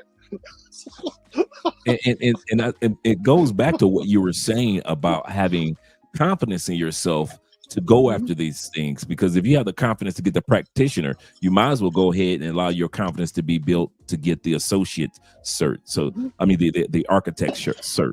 So that's an excellent point there. Yeah. It's not that hard. Anyway, let's keep on going. She's probably gonna flabbergast me again. So let's go. I know she is. Shout out to my man Jaquez with the $5 on the Cash App, as well as my man T-Mac in the building with the $20 love on the Cash App. Appreciate you, brothers. Let's continue on. Let's go back here. And here we go. Let's hear what else she has to say. All of his courses, you get 6 practice exams. So after you finish all of your studies, you go through the exams. My advice is, as you take the exams, try to pass with at least a 75% or more before you move on to the next exam. I'm also a big fan of Google Cloud. So if you're trying to learn Google Cloud, you can go for their associate exam, which is their first tier of certifications. Really play a I love That's why I brought Theo on. So we don't be misinformed, gentlemen. So we're not misinformed. Let's hear what you have to say about this, Theo. I mean, it would be like a guy stepping off the airplane in Cali, and he's like, Dre, do you know any baby mamas? Right. And you're like, what are you talking about? Like, yeah, I want to hook up with a baby mama. Like 4 kids would be good. Like, that's my worth. I'm like, what are you talking? What's wrong with you? Like, why? Like, you wouldn't even want to be dealing with that, right? Okay, look, I'm going to say this because I've been teaching GCP for the last 2 years. The PCA, which is professional PCA, professional certified. No, what is it? Certified, cloud certified professional. There it is. I have, I don't know, maybe 30 students who have gotten that, and they all say it's easy. I thought it was easy too. And it's like one of the, I would say mid to high level. And I'm teaching GCP. I don't always teach for the test. I usually teach for Kubernetes or AI or some other implementation, but I'm not teaching for the test per se. And students just go off to the side and, thanks, Ninja Person, they just go off to the side and go get it. And I'm like, how did you do it? I'm like, wow, it's amazing. And they're like, yeah, it's so easy. I had no problem with it. See, that's what we're talking about, a culture. There's a difference between aiming low and aiming high. There's 2 different things. In my group, we aim high. We don't play around. Why would you go get an associate level cert in GCP when the professional cloud architect is so easy to attain? Doesn't make sense. Stop aiming low. It doesn't matter. Everybody knows here, I'm overweight. I don't have the best body in the world. Do you think I go for baby mamas? No, I don't talk to them. I go for women who are nerds and have careers and they're fun, and I go abroad to do that. I'm not going to date no baby mama. Oh, but it's easy to do. Stop it. Stop it. Like, really? So this is why I say this, like, this is why she says, like, the average salary is 133. Yeah, if you're doing basic stuff, you guys, almost all of my students, their starting salary is 145 with 20% bonus. There we go. Okay. Let's continue. Around in their Google Labs, you can learn their cloud system in the console, also using CLI, and you'll just have a lot of fun, and you're practicing to take their exam. All right, let's talk about the salaries and the hours. We're going to start off. You notice she didn't talk about Terraform. You have to go get the Terraform certification. She didn't talk about it. That is a key point to my class. You have got to get the Terraform certification because that's how you do automation, and you can't do DevOps without Terraform. She's not even approaching that. She's like 6 years in the past. This year, again, I'll show this book. This is the GitHub Foundations certification guide. Okay. We're going to go for this certification, and we're also going to go for the Jenkins certification. That's going to be a part of this class, of class 7. So we're going to show that you understand and you're certified as a DevOps engineer. She's not even talking about that. Man, Lord, please give me mercy. Give me strength and patience. Why? So this happens so many times. This is why they just really irritate me. Like, you can go high, guys. You're in the group. You're in the class. You can do that. We're all working together. Don't aim low. The market is there. Go for the high level. All right. And you know what? Just that statement is the theme for tonight. Don't be confident. Don't aim low. The market is waiting for you. It's ready for you. And this is why we're doing this particular stream tonight, gentlemen.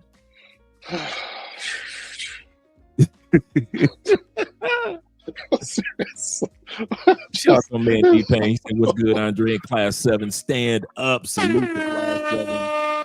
Shout out to you. Let me make sure I didn't miss anybody else. I think I got everybody as far as the super chats. Shout out to all you guys. Let's continue on with the video. And so now you guys have heard thus far. Let's do a little short synopsis real quick.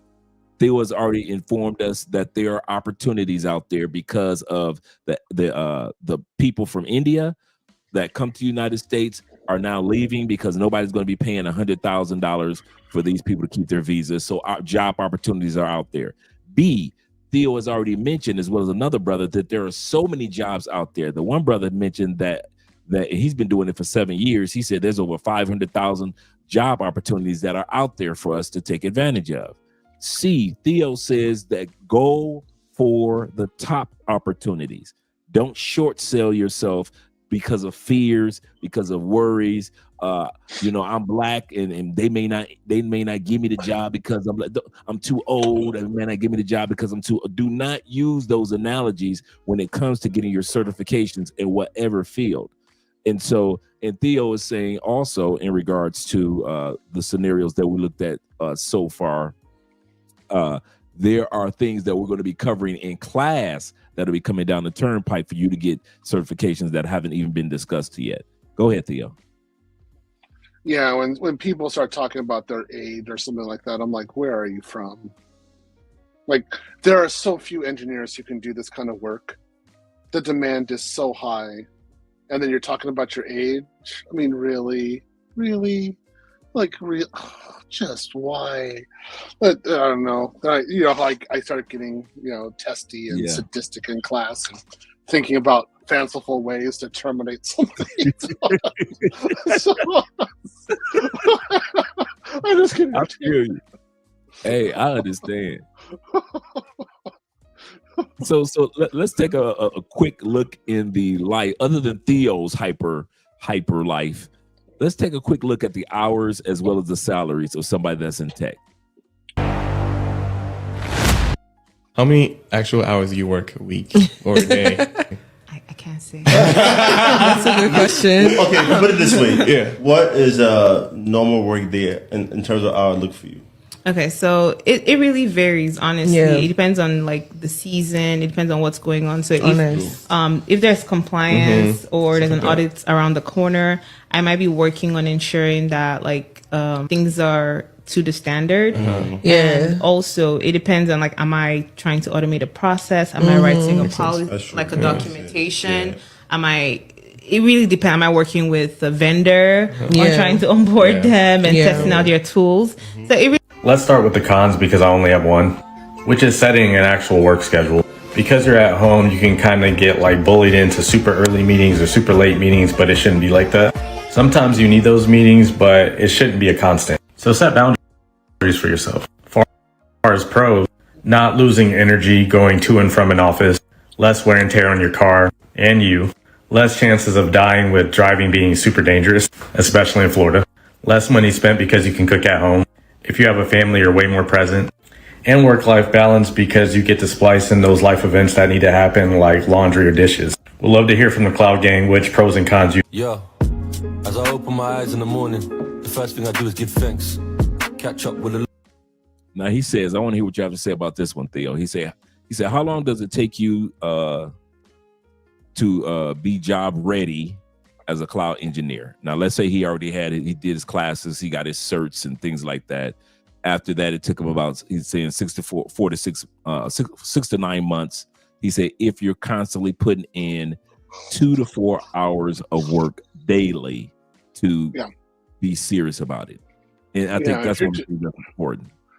If you're doing the projects, you're doing the tutorials, you're reading the documentation, you're doing the Udemy's, you're actually working with other people, actually putting in some time, 4 hours a day, 6 months, you're probably start a considerable interview ready. It might take you 3 months you have to get,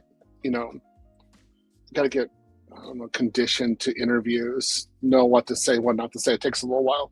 But then once you're ready, you know how to talk in an interview. We call it speech ops. Once you get good at that, you'll be able to fly. It won't be a problem. So 9 months is fine.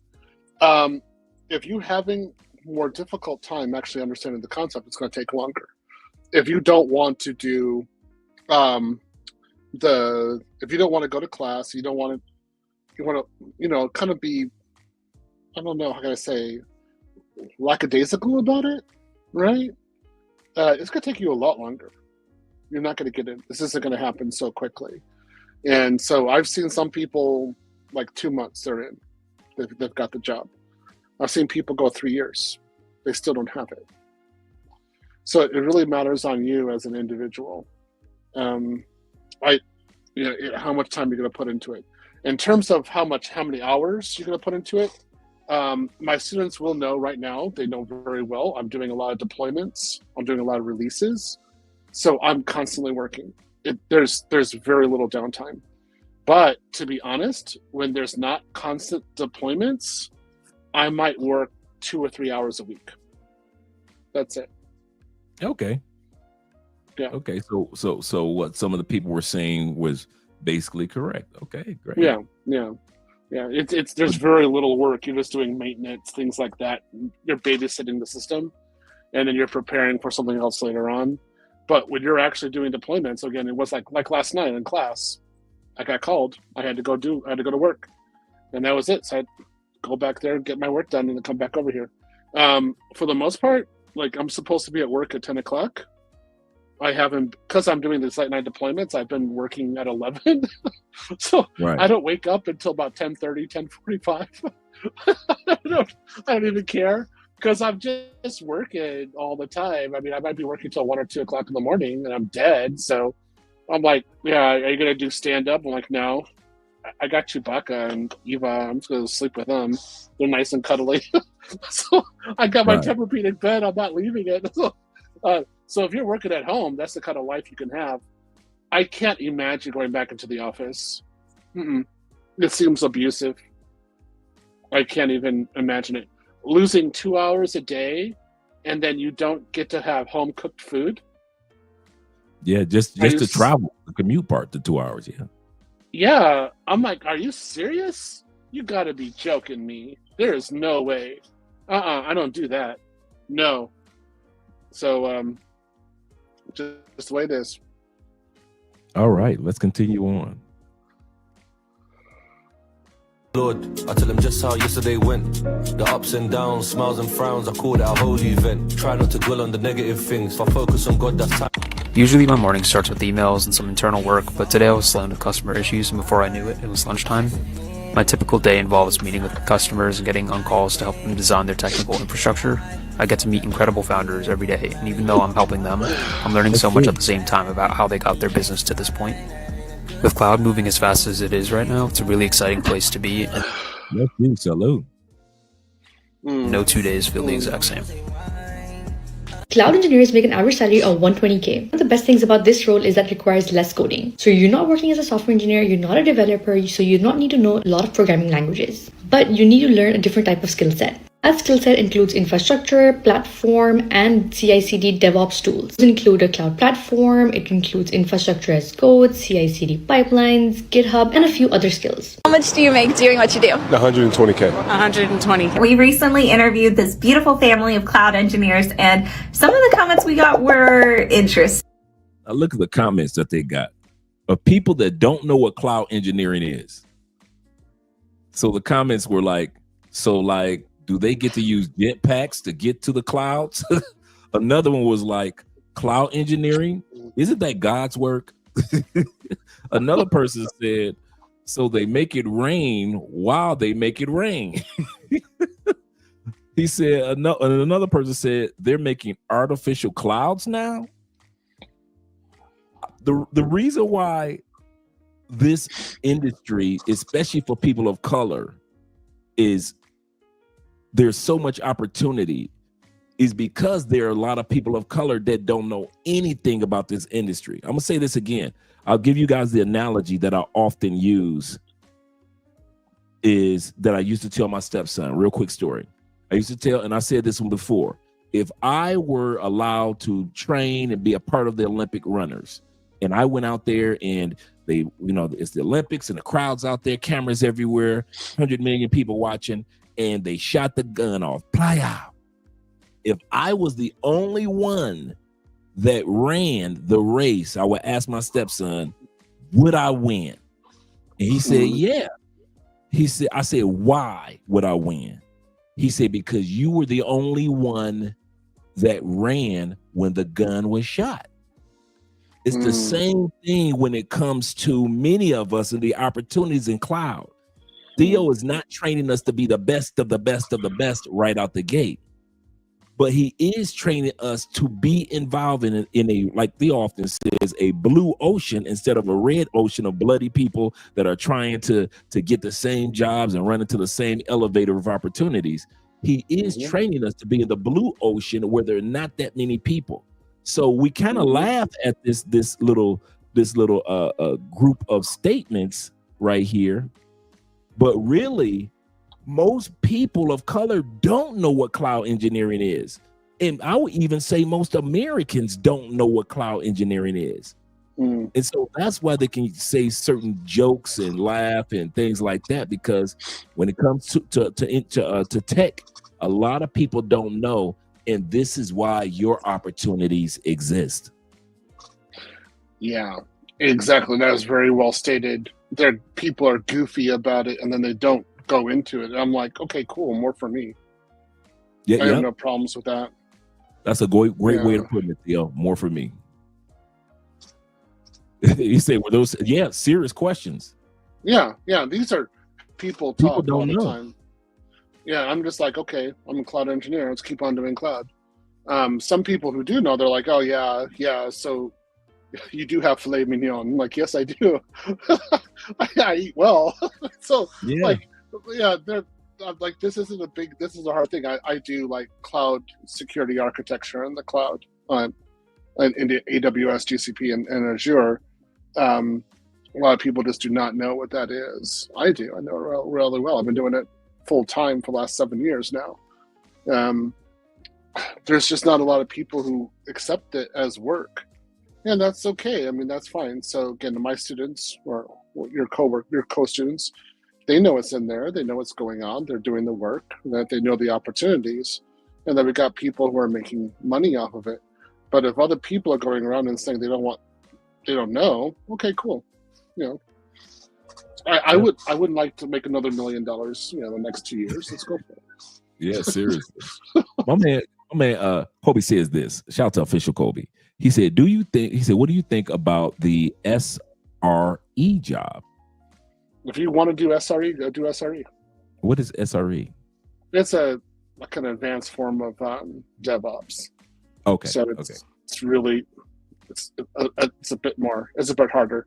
So one of my favorite students, I couldn't believe it. He skipped DevOps, went straight to SRE. I'm looking at him like, are you crazy? But he did. He bought a house in Atlanta, right? From his SRE wages. He got his contract year, went full time, got a bonus, got a salary increase, while other people, he went through 3 rounds of layoffs, and he was one of the guys who stayed there the entire time. So shout out to him. That's what's up. Shout out to you guys that are out there and joining. Shout out to man Season of Destiny. Appreciate you being here, brother.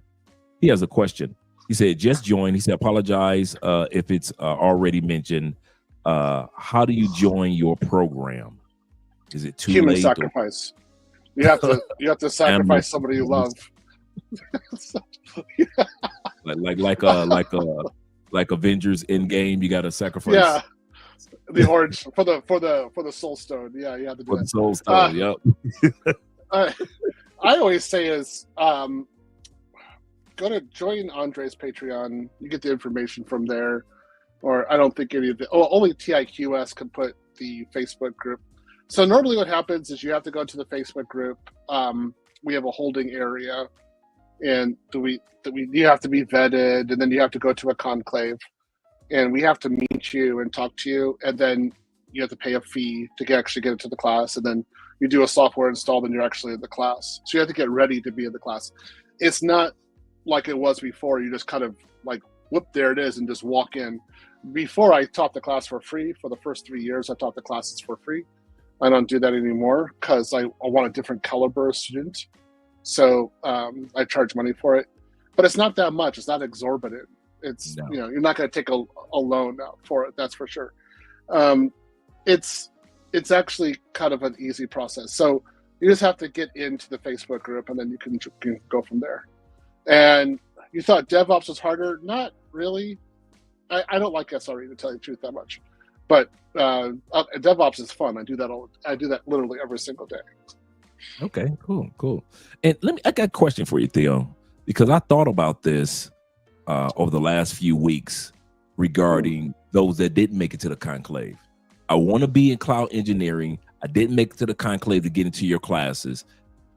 And I want to be in. I want to be in on this Black man movement in regards to tech. What do I do?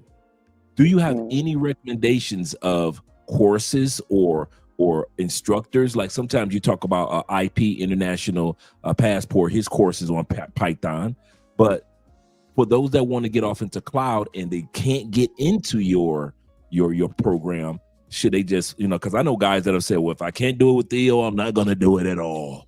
And that's a big mistake. So do you have any recommendations? It's kind of like, how do I say this? Okay, how do I? Let's make this. Okay, good.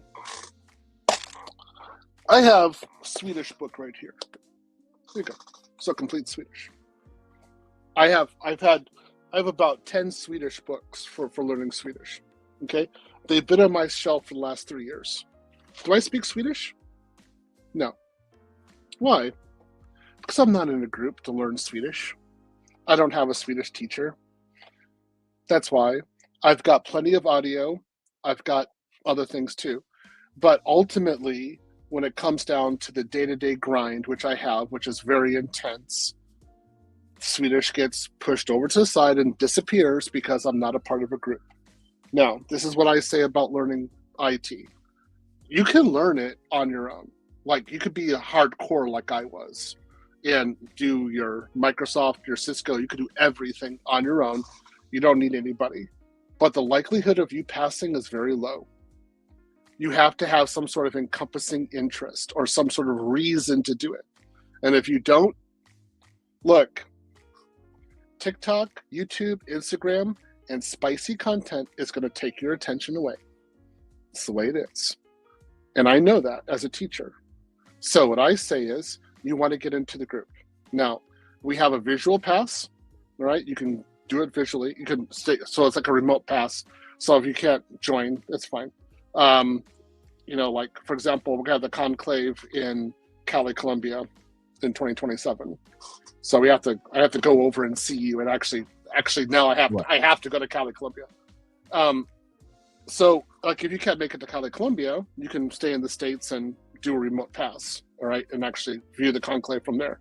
But it's, if you want to be successful and you really want to go through this process, it's necessary for you to actually see somebody face to face for a weekend, shake their hand, go to lunch with them, do goofy stuff with them, interact, and then go back home, and boom, you're probably going to be successful in the class. That's why I have my conclave. So you guys go there, you actually get together, and you're most likely to pass. And that's what I want. I want you to pass. For me, passing is you get a job. All right? You're going to learn for the rest of your life. If you're doing cloud, this isn't going to stop. This is every single day for the rest of your life. You're going to be learning something. So, True. You know what I mean? I want you to get that job. I want you to get money. I want you to have $150,000 a year, because then nobody can tell you anything. And you hear people, like I always say this joke in the class, people using AI to get rejected automatically by 200 different companies because they sent their resume to 200 companies. They applied for jobs and they got rejected 200 times. Like, I think that's funny. I'm like, okay, instead of you doing that, you could be a cloud engineer who gets recruited, who then uses AI as a tool inside the cloud for the company, and you're making 160 on a bad year. Okay? That's what you want. So, guys, the choice is yours. It's really better for you to join the class. That's my recommendation. Yeah. And what I like about being in your class is this.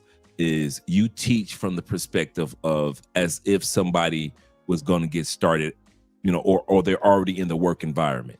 It's almost as if we're in the metaverse, and we're actually being taught the step-by-step everyday things that you're going to be doing on a regular basis. I'll tell you some of the benefits of Theo's group or instructors as well as fellow classmates. A lot of the fellow classmates that are employed, that are making 150, 175,000 a year, are still in class. A. B, I've met at least 10 of Theo's graduates here in Cali, Colombia. Some of them have been my neighbors. Every single one of them are still going after certain certs. So when Theo says going after certs or being educated or keeping the your knowledge alert is a lifetime thing, bruh, I've talked to these guys. Every single one of them have at least 2 or 3 certs that they're studying for, even after they're making the $150,000 to $200,000 a year. So I can definitely confirm that. The other thing for Theo, you have something you want to say, Theo? No, go ahead. The other thing. The other thing that I want to say about the benefits of the class is the instructors in the class are specialists in the interviewing process. They answer questions about that day-to-day activities, to keep you encouraged. How do you feel when you first started? So with Theo's group, it's not just you by yourself. You're you separate it into groups on purpose. Why? Because in the work environment, you're going to be working with different people around the world in a group on a particular project or whatever it may be, policy or whatever it may be. I worked on a policy the other day, by the way, as a project. And yes, I did. Yes, I did, kind sir. I worked on a policy. And, I like that. So working in a group gets you already comfortable with, okay, I'm so used to being in, for example, I'm in International Quiet Storms group. Shout out to TIQS. So when I'm in the work environment, it's not foreign to work on a particular project with a group of guys. Well, when you're doing it by yourself, and you can get the certs and you can get the opportunities, but you're not used to the everyday work environment and what to expect. In Theo's courses, we talk about everything from analyzing resumes to analyzing your LinkedIn account. Shout out to Chewbacca in the building. There he is. Yeah. So you're saying you're talking about the analyst, the getting code, how you're placing it how you're placing it in the cloud. All of these points, you're not doing it by yourself, right? You're learning it with a group, and we're learning with other people, and you're engaged. And this is what I like about the class. It's just you're understanding you're not an island. And as I always tell the students, if you act as an island, you will be swallowed by the ocean. And so you need to act as an archipelago, all right, as a group of islands, and then you're going to be okay. And there's a lot of work to do. And of course, you still get the students, like I like yesterday, like, do we really need to use subnetting in the future? Like, why do you think I'm teaching this to you? What? So are we going to talk about anime or something? Is this what you think I'm doing? Like, if you're in the office, you better know this, because if you don't, we're getting rid of you, okay? Like, I'm only teaching you that which is necessary for the job. Why would I teach you anything else? So yes, of course I'm doing this. You get that. You always get me energetic about that real quick against other students. We're pushing you. We want you to be productive in the office, right? So give an example of how fast we're going. Next week we're doing Terraform. Starts next week. Yeah. Before it didn't start until like November or December later on. No, man. I'm going right for it. Yeah. I just realized. Wow. Yeah. You're right. It was November, December. It's because the teardown takes so long. So we need to get you guys doing Terraform immediately. And we know that we need to get you guys coding, because then we can get you different projects and you won't be bored. So I can just start throwing projects at you and say, do this, do this, do this. And like you said, almost every class leader has a job. So it's a lot easier now. I know that the students can go to the class leader and the group leader, sorry, and actually talk there, and they get really great advice. So that means I can push harder, right? And I can do more. That means we can do scripting this year. We've never done scripting before. There we go. That's coming. We can spend 2 months just on Jenkins. We've never done that before. But this year, 2 months minimum, just Jenkins, right? Yeah, you're gonna. Let's say this: people are gonna envy you that you have a wife because at least somebody can pity you at home. Because you're gonna need somebody to take care of you. Like, are you doing more Jenkins? Okay, here's some aspirin. I know. Here's something to drink. Here's some food. Like, go out and walk. Like, because the other students, they'll be like, yeah.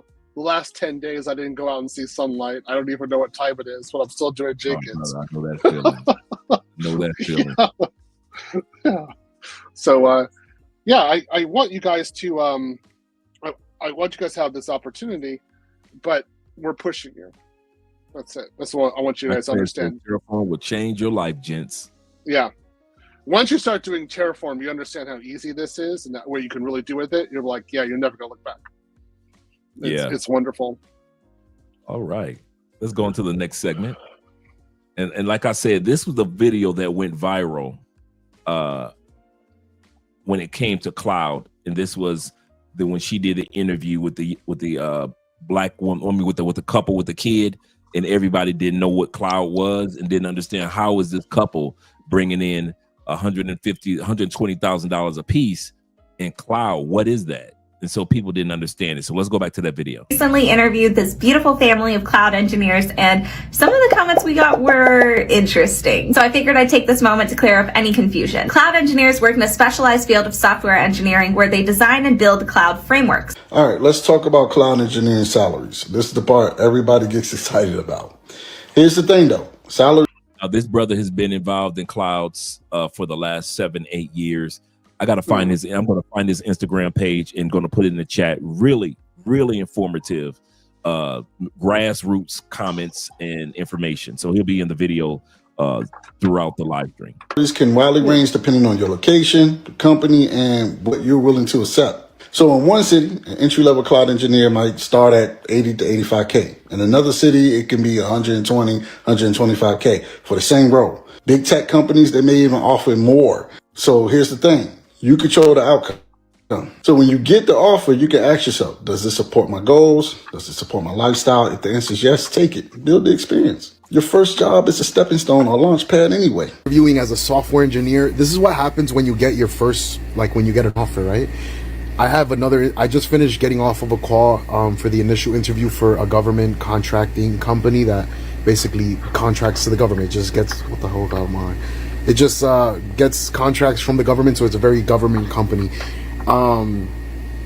They walked me through the benefits. Oh my God, 100% match on your 401k. That means if you put in 23,000, they put in 23,000. That's crazy. At Amex, I had maybe 6% match, and that in 3 years grew my account like very good. So I can't even imagine 100% match. That's a little crazy.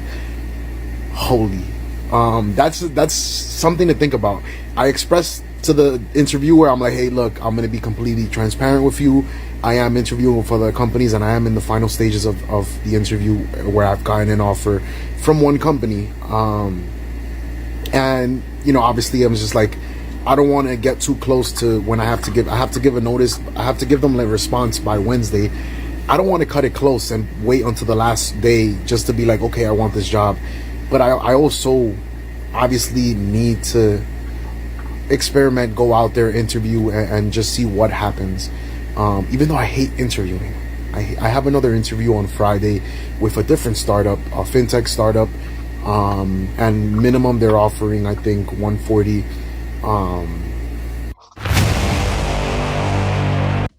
All right, so I just dropped the link to the brother's TikTok page. I'm going to go over to it real quick, guys, let you guys see it before we go into the section where some of you guys were asking, am I too old?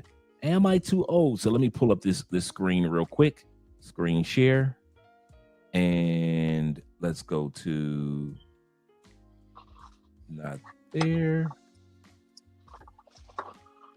Yeah, so the guy was saying like starting salary 85,000. I would say if you have a basic, very, very basic certification like CCP and some Right. CompTIA, and you don't know what you're doing, you get $80,000. Like that, if you're like, okay, literally the bare minimum, I just want to be able to pay my rent and eat a little bit of food. Okay, you got in. And then he's talking like up to 120,000. No, man, that person has no ambition. Again, my students normally start at 145. Absolutely. I'm like, you just got to do a little bit more. You get the wage, get the salary. All right. So there's the link, guys. I'm trying to hook you up. So make sure that you guys connect to these TikTok pages because they really do give you some really, really great information. So that's one of them. And then I have another one I'm going to share a little later, but we're going to go back to the video.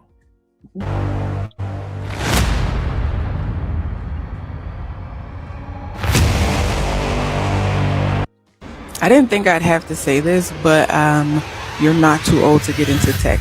I got into tech when I was 30, babes. I'm 33. Damn. And if I could do it, you can do it. Not only can you do it, but you're also smart enough to do it. Not only are you smart enough to do it and not too old, but you can also do it for free. There are plenty of resources to become a cloud engineer, a project manager, a software developer, full stack, front end, back end, and you can start from scratch. Get into tech at any age that you want. Doesn't matter if you're 40 or 50 years old, right? If you're willing to learn a new skill, you can definitely get into tech. So I wouldn't worry about your age at all. I would just focus on learning your new tech skills. So, look at either certifications. Don't limit yourself because of age, because you can learn anything. All right. You learn Facebook. All right. It's the same thing. The more you do it, the better you get at it. Okay, Theo, let me hear what you have to say about the ageism. The woman was talking like 33, and I'm like, woman, working in tech isn't like having a baby, okay? I mean, honestly. Okay, so if you're talking biological, having baby, you're talking, okay, 33, something like that, and you're not a Latina. Latinas can, like, produce forever. So, like, I'm looking at her, I'm like, what are you talking about? So you could always get a job, and 33 is not old at all. Not at all. I restarted doing tech in the United States when I was 37, right? So it's not even old. It's not old at all. All you have to do is make sure you know what you're doing, be able to learn, get some certifications, and get a network, get people who want to work with you. Done. They don't care how old you are. There you go. I'll be 50. I'll be 58 in less than 4 or 5 days. 5 days, less than 5 days.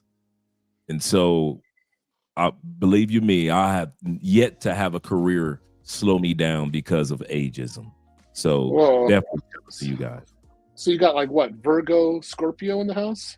Libras and Scorpios. Libras. Yeah, you two are made for each other. Oh my God, I'm gonna stay away from your house. I know, right? Madness, I say, utter madness. Madness. And I'll also include, I did an interview with a guy named Lawrence. Okay. He started off dev tech when he was in his mid 40s, and self-taught. He used to work at Dairy Queen. He's never did this stuff. And Dude went from Dairy Queen to tech in his mid 40s. Oh. And now he's a pro, and he's speaking all over the world, and he works for these big companies and does host these big dev conferences.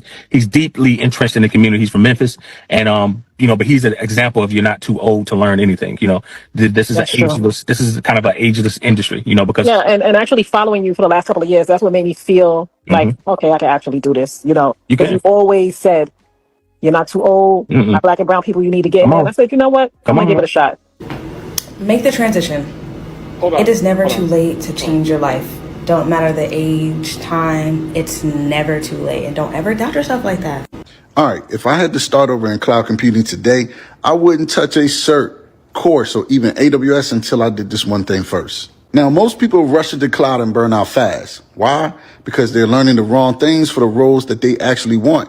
So here's exactly what I would do in order if I was starting over. So you don't have to waste years going in circles. Now, before anything else, I pick a role that excites me, like cloud engineer, cloud security engineer, whatever that role is. Then I go to 2 to 3 job postings from real companies I want to work for, and I break down what they want. Not what a random course tells me to learn, but what they want. This is your personal blueprint. Do this before learning anything.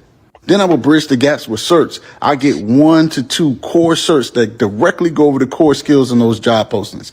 Think about AWS CCP, if you do a developer, SysOps, solutions architect, whatever. I know. The CCP.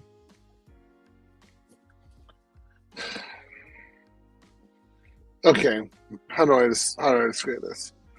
Okay, you always want to go for a superior level cert as fast as you can in order to show that you have depth and that you're serious about it. Entry level certs are what you do temporarily on the way to success, to actually getting a real cert. That's the way you should always be thinking. So what he is saying there, what I thought is, why don't you just get your SAA and then your DevOps Pro? You're done. Nobody can say anything to you. You've done it. Like, everyone's gonna know you know AWS really well.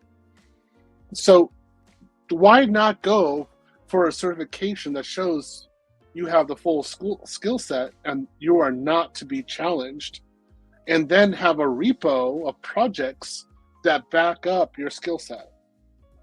Then you have integrity and it works. Now, what the other person was saying before about age and stuff like that, guys, I want you to understand, right? Over the age of 40, I have students who got jobs who were previously convicts working on a fisherman, trash collectors, babysitters, carpet cleaners. In fact, I've got a lot of carpet cleaners in the class. I don't say who they are, but I know who they are. Truckers, okay? These are people who you would never think could do cloud. And I've got, okay, some of the people who make over 200,000 came from the lowest positions. What the thing was is that they had a massive dog in them. And they were like, I'm not going to die in this position. I refuse to live this way. And they went out and got it. I barely had to encourage them.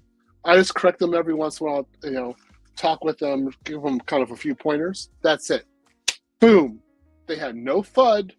They were like, I have an opportunity. I'm taking. I'm gone. Some of my hardest, like hardcore passport bros who are making over $200,000 a year and will not set foot in the United States, they came from backgrounds that was absolutely abysmal. Sewer cleaners. Serious. Cleaning sewers. Sewage systems. Killing animals? I don't know, butchers? Stuff like that? Mm-hmm. For firefighters. Things that are really hard to do. They did not want to do that kind of work anymore. And they did anything they could to get into tech. So what I always say to the students is, don't think of what your obstacle is in front of you. Do you want it, yes or no? And do you like living the way you do right now? AI is killing cloud jobs. Then somebody's just go for it. Just all you gotta do is go for it. That's it. Yeah. I'm glad that you put it like that. Never have say like this is the reason. Like we got a student who just got a CISSP, right? It's the highest level security certification you possibly get, basically. He's a felon. He talked all this stuff about him not being able to get the CISSP. I said, because he's a felon. I said, you could talk about that after you pass the test. So shut up and go take the test. He did. He failed it. I think he failed it twice, and he passed it the third time, or he failed it once and he passed it the second time. I forgot what it was. But he passed it, and he was happy now because he got it. And then he went for his verification process, and so far it's working. I don't know if he got verified 100%, but it looks like he's en route to getting that. Dude, like, don't have any obstacles in front of you. Just go do it. Correct. Absolutely correct. Absolutely correct. That is, because the key is get just enough to speak the language to show that you're committed and you built the fundamentals, not become a cert collector now. Step 3, I will build hands-on skills fast. I'll start with labs, tutorials, quick build projects, but I wouldn't stop there. I go deeper. I search the public GitHub repos of those companies I want to work for. Why? I need to see the tools and stacks that they actually use. Then I'm going to try to deploy them myself. This makes your projects relevant to them. You feel me? Step 4, I would read up on system design, not to become an architect overnight. Further, I want you to emphasize on this statement here. Try to deploy them myself. This makes your and you build the fundamentals, not become a cert collector now. Step 3, I will build hands-on skills fast. I'll start with labs, tutorials, quick build projects, but I wouldn't stop there. I go deeper. I search the public GitHub repos of those companies I want to work for. How does a person go about doing that, Theo, in your experience? You ask them so from the JDs, they talk about what they want to have built, right? And then you go on to do it in the lab. So you do it in 2 areas of the lab. You do it first through what we call console ClickUps, and then you do it through Terraform. Okay. And you have the code there set. And then with Terraform and Ansible, what you always do is, because it's always hard to get it to work correctly. I always find that the very basic of Ansible and Terraform is the most difficult part. So you always have like a repo and says, and if I need it to work, this is where you do it. Like this is how you get it basically to work. And so as long as you have that example of what works for basic, then you'll be unstoppable. But if you don't have it, the basic part, you're going to be in big trouble. So True. Just think from a basic point of view, how do I do this? That's it. What are the steps? You know that in the class, I say you do this, you do this, you do this. This is the steps. This is how it works. I'm doing it because I'm establishing a basic baseline. And I was like, this is how you get things done. And the students say, like, do I really need to do this? I'm like, okay, well, do I have a baseball bat? Do I have a racquetball? Something like that? Because I need to torture you because I am preventing you from suffering. Because I had to suffer. I had to learn how to do these basic parts first. And I didn't have anyone to help me. So I'm here helping you to get the basics in, and your class leaders are also doing the same thing. You better listen, because this is how you get the job. All right? No, just pay attention and do it. Not hard. Like as you would say, stop making excuses. There we go. Right? Shout out to Theo with that book right there. Make sure you guys get your copy of Andre and Andrea's book, Stop Making Excuses, How to Overcome Distractions, Discouragement, Complacency. Yes, sir. I'm going to use this in class. I'm going to use this in class on Friday. I'm going to beat a few students on with this book. There we go. You thought it was hard for Andre in the slammer. Hey, you got me in your class. I'm your teacher. I know what you are. I know. Shout out to all you guys. Let's continue with the video. Why? I need to see the tools and stacks that they actually use. So the paraphrase what Theo was saying, guys, before we go any further with our brother, Theo says, take what you see in the job description and begin the process of creating projects based off of the JD or job description. So when you hear him say the term JD, you know that Theo was saying job description. Correct? Yep, that's correct. So, for example, I'm a WAF engineer. I specialize in WAF. So when they say, for example, we need to have a Terraform in Azure doing WAF, I'm like, okay, do I have a repo that has that? Real quick, maybe I do, I don't. So I have to go look at what I've done before, and then update it in Azure and get a new one with Terraform and get that done ready, right? So that's probably 3 hours of work for me to do, and it's on the side. So I get that done real quick. Maybe there's something new I didn't know about. And then I say, yes, I can do it. I've got a working repo ready. And then I make sure I have my deploy, the receipts. So I actually control that I deployed it. I got the Terraform receipts and I got the output in the cloud. So then they can look at it and say, oh yeah, this guy did it. Yeah, he knows what he's doing. He can do it for us. Yeah. There Done. we go. There It's we not go. that hard. Oh, I never even thought about having a collection of repos in your of your projects that you've completed. That's a good way of doing it. Because All right. the reason you want this, let's think about it real quick, Andre. Let's say you get in the office, right? And they're like, okay, so we want you to do an Aurora database, and we want you to do like 20 EC2s, right? And we want you to do it in Terraform. If you already did this before, and you already have the code for it, you get like 4 to 8 weeks of free salary. So while they're like, you could be like, oh, I tested this or I did this. This is what I'm doing. And they're like, oh, okay, you're working so hard. You'd be like, dude, I already have it. I already know it. So I'm just gonna collect a free salary for a while. I'm gonna make a few podcasts. I'm gonna take Andrea out to lunch. You know, right? That's what you always want. So you always want to have that repo of code ready, so that your job is a lot easier when you actually get there. All right. The evil laugh. You caught that? Yes, sir. Let's continue on, gentlemen. Then I'm going to try to deploy them myself. This makes your projects relevant to them. You feel me? Step 4, I would read up on system design, not to become an architect overnight, right? But to understand how real systems are built for scale, availability, and redundancy. So if you're asked how you design a secure, scalable app, you don't freeze in the interview. You flow. And here's the last step. I would apply smart. Now that I know the company stack, I know the role needs, I built real demos, I'm not hoping to get picked. I'm already thinking like a team member. Now, you remember that one thing I told you to skip in the beginning? Courses? Yeah, without this plan, they just cause you a ton of confusion. Now, with this plan, now you know how to structure them and get a competitive advantage in you getting the job. We interviewed. This is the fun part.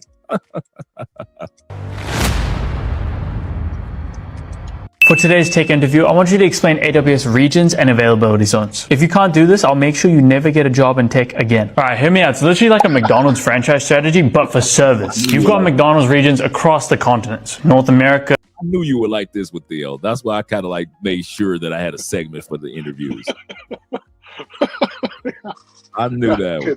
As soon as he said, as soon as I heard him say, you'll never get a job in tech again, I said, yeah, this was the deal. If you can't do this, I'll make sure you never get a job in tech again. All right, hear me out. It's literally like a McDonald's franchise strategy, but for service. You've got McDonald's regions across the continents. North America, Europe, Asia. Each city has multiple restaurants. So when one burns down, you can still get your Big Mac, which I know you eat a lot of. Did you just compare AWS infrastructure to fast food? Think about it. AWS regions are like different countries with AWS franchises. US East 1 in Virginia, EU West 1 in Ireland. Each region has at least 3 availability zones, which are buildings 100 kilometers apart with independent cooling and power. So when Instagram servers go down in 1A, their traffic just goes to 1B and 1C. Same region, different disaster zones. Actually, not that terrible. What about latency though? Exactly, just how McDonald's has 40,000 regions globally, AWS runs 33 plus regions with 105 availability zones. Netflix is gonna serve you from the closest region with ultra low latency fiber between the availability zones for synchronous data replication. But the regions are completely isolated from one another. Okay, and what happens when the entire region fails? That is when you learn the hard way about best practices. See, single availability zone deployment is cheaper, but riskier. One failure is going to take down everything. Multiple availability zones gives you real fault tolerance, but you got to pay for the infrastructure. Where in the world are you learning AWS from? Oh, I just go to learn.nextweek.org and I do a bunch of hands-on projects. Okay, I'm going to drop that link next, their Instagram. And it's called It's Network. It's Next Work. I'm going to drop that link right now for you guys. They have an excellent Instagram. Let me add that to the stage real quick. And they have so many. Let me take this one removed from stage for a second. Let me add this one to the stage. And this is theirs. It's Network. And they talk about projects. So if you're trying to find some projects to do, you get a chance to see them do. So have fun with a lot of mock interviews. We're going to see that today. and they just free, like right here, free AWS and DevOps projects for beginners. So they've got a lot. So all you guys that like Theo says this in class a lot. He says they've already passed the law for you guys to be free. So you have the right, use your right, your freedom or right to be free to do things without having to ask somebody in class, hey Theo, can I do this project? Or Theo, can I try to do that project? Well, you got the right to do these things. And I kid you not, guys, one of the things that doing these projects, whether I succeeded or failed in the project, or in other words, got only so far and I just didn't understand to the end, it still gave me the confidence. Even though some of the beginning projects are things that we hadn't even talked about in class yet, it just makes me feel confident. So now I'm in class. So like if I have class that Tuesday or that Wednesday, I feel a lot confident just because I understand what a project is, what's expected in a project, what the analogy and the step-by-steps in a project, how to take a project from my AWS over to or from a file and take it through a Git bash over to GitHub. All those things are building my confidence, even though in class we may be at A, B, C, D, E, F, G. I know I'm going to get to these advanced things for beginners in a second, but at least just doing a project open up doors. So this Instagram, TikTok group and their website. Their website is nextwork.org. Nextwork.org. And I'm going to drop their website as well for you guys to see, because it does have a lot of projects for you guys to take advantage of. You just set up an account and it has free AWS projects. I'll pull it up right now on the screen real quick. And so wait a minute, maybe I moved us over. Let me do this. So here, this is what I'm talking about. So this is them on TikTok, and now I'm going to pull up their Instagram. Give me, not Instagram, but their direct website. Give me a second with that, guys. Stop the screen share, and then I'll go over here. There we go. And so you set everything up, set up your account, and then right here it says projects at the bottom. And now it has all these free projects that you can do. And then it allows you to collect your projects. Like I haven't done any projects yet in here, but once I get done, I get to collect my projects. And like they said earlier, they show you how to set up documentation on how you step-by-step created that particular free project. So some of these projects are for beginners. Some of these projects are for the advanced. They have roadmaps. They have specialty projects. So you have all types of projects in regards to tools. So, and here is all right here. And there's a series of 15 different type of projects that a person can do when it comes to this. And it's absolutely free.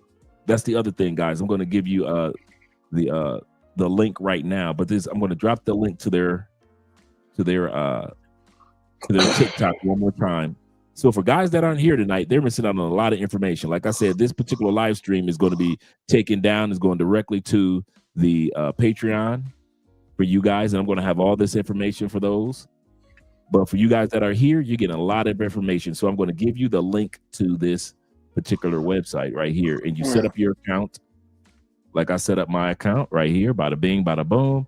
And then you have your own little portfolio.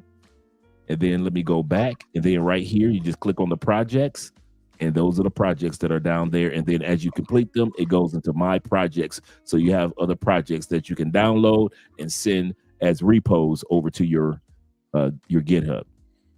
So like Theo says, there's nothing wrong with doing extra things. And I have another website of free projects that I'm going to share with you guys as well. Now, that doesn't mean that you don't have to do your classwork. It just means that, like I said, I do the projects just to build my confidence in this in what we're doing in cloud. I don't try to do the project to be perfect in it yet. I'm not anywhere near perfection. But what I do is go ahead, Theo. No, none of us are perfect. We're all learning. I haven't met one perfect cloud engineer yet. Never. Everyone needs to learn something more. There's always something more vast to do. There's always something else to do. So what I always say is do these projects in order to build up your confidence, right?